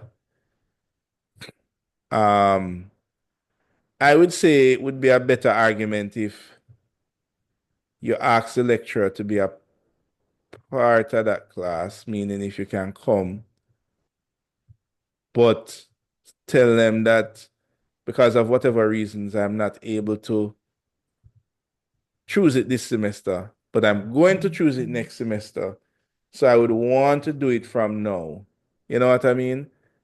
Yeah. That Yes, would be a sir. good argument to join the class. But then I would say, as I say, I would try to just get it done this semester. How Okay. much of the assignments you did? Chair, I think it's really just one I'm missing on the last major assignment, Miss Sultan. Right, right. And I mean, the large major assignment, you don't need to necessarily, if you already know, if you're at this point where you're in Revit class, so you already know to use Revit, because at that level, Revit is just very basic. It's like a little guardhouse or something. Yes, sir. So you wouldn't even have to go to class. You could just literally just do, because as far as I know, I don't think the building going to change. You could literally just do it on your own and submit it before the end of the semester, because that is the second one you said. That's the one that's given at the end of the semester. So Yes, sir. yeah. Oh, okay, I So can. so pay so select it. Talk to the lecturer if you know. Tell them that your name is going to be on the system.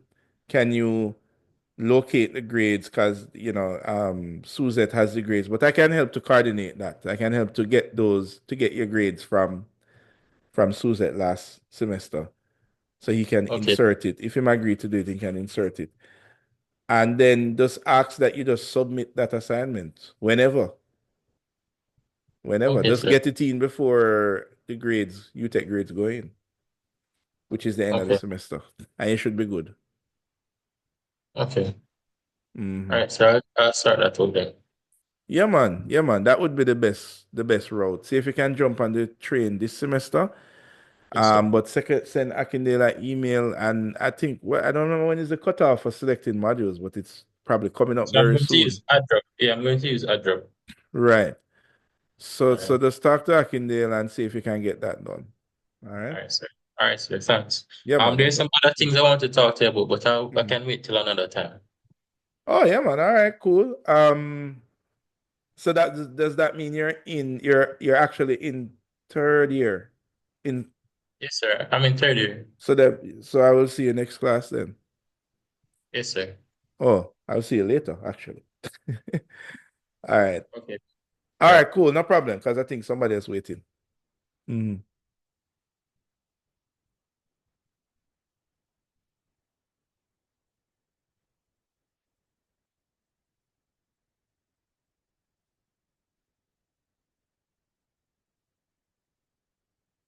Oh, there's nobody else waiting. Oh, okay.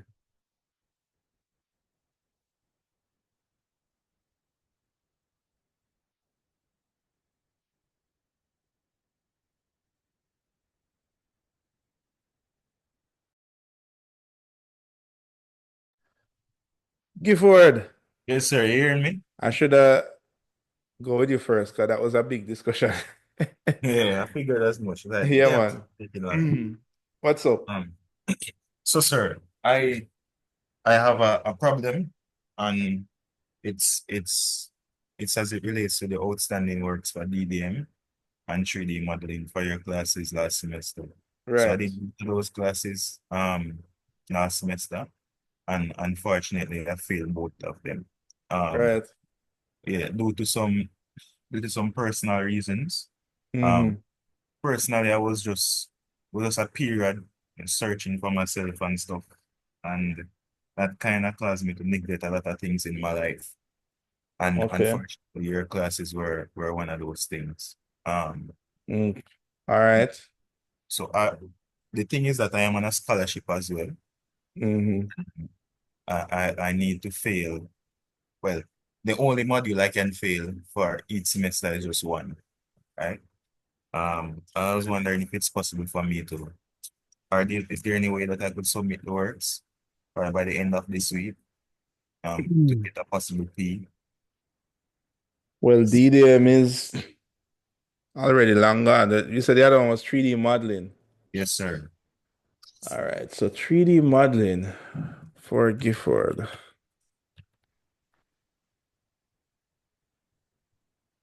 Um,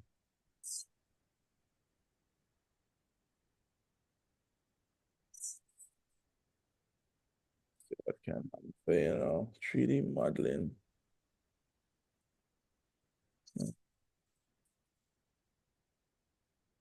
Hmm. Um. Hmm. Well, basically, you need. There are two big ticket items that missing: the studio base and the major project. Yes, sir. Hmm. I already done the studio base Mm-hmm. and the major project. I just need to model that thing and do the 3D renders. I mean,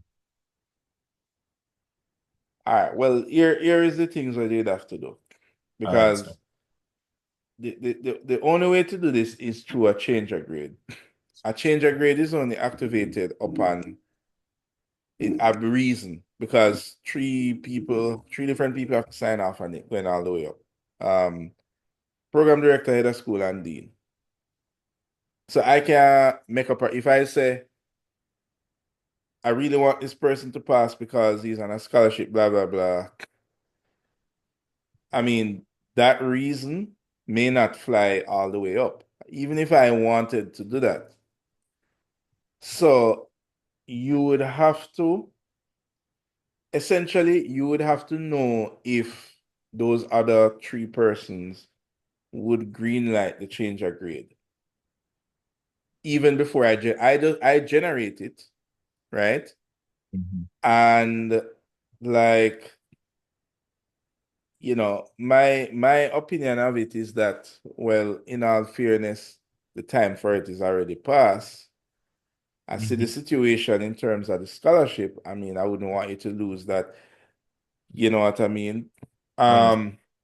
Your objective is to get a P because getting a high grade is out the door.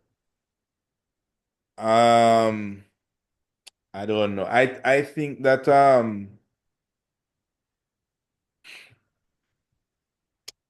I don't know. You see, it is a hard sell because it's not like I can say, look, him only have one of the assignments outstanding on XYZ. Okay. Because I'm looking at it and I'm saying that, but the two major ticket item isn't there.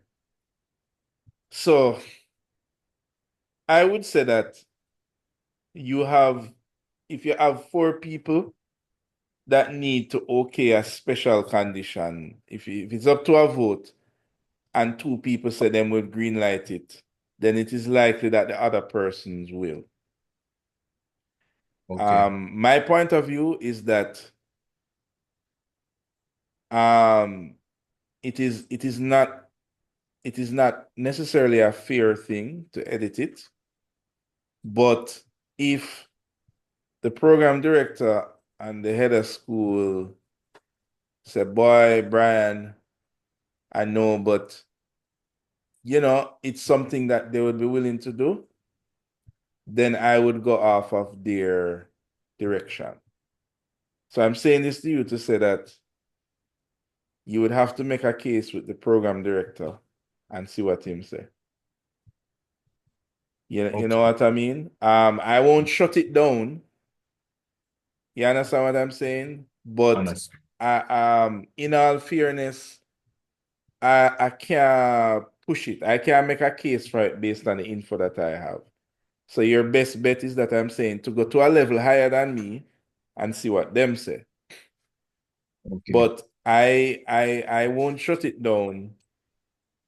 I'm open for discussion. I put it that way. So talk to the program director.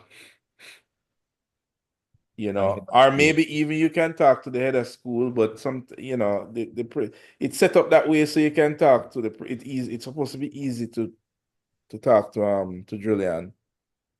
Do you have him this semester? Mr. Dixon? Yeah. No, but we have an okay relationship, so when I see him in school, I just right. Right. He will probably ask you what the lecturer said, and as I said, look, I won't shut it down because I understand. I mean, I went through CSA on a scholarship, and I was only let's say I could only fail one, and once that I would drop off the scholarship. It was a very what's the word? So that was kind of stressful. So I know how it feels, and through that shared experience is why I said, look, under that condition, I won't shut it down, but I would have to get direction from a level above, and then ultimately the dean is who I have to make that last signature. Ultimately. So, I would say talk to the PD first to see if it can get anywhere. Because that's how you travel up to the top. But as I say, I won't shut it down. I leave it at that. But talk to somebody else above and I'll check with see what Mr. them say. Dixon And see what them say. Mr. Bar. Right. Because those are easily accessible to you. Let's talk to them and see if they will allow a special case for that. And then I'll just keep you updated, right? So, yeah, man, just keep me updated because you have me this. So you will see me again later and the next class and the next class. So yes, yeah, man. Blessings. All right, cool. Yeah, man. Take it easy.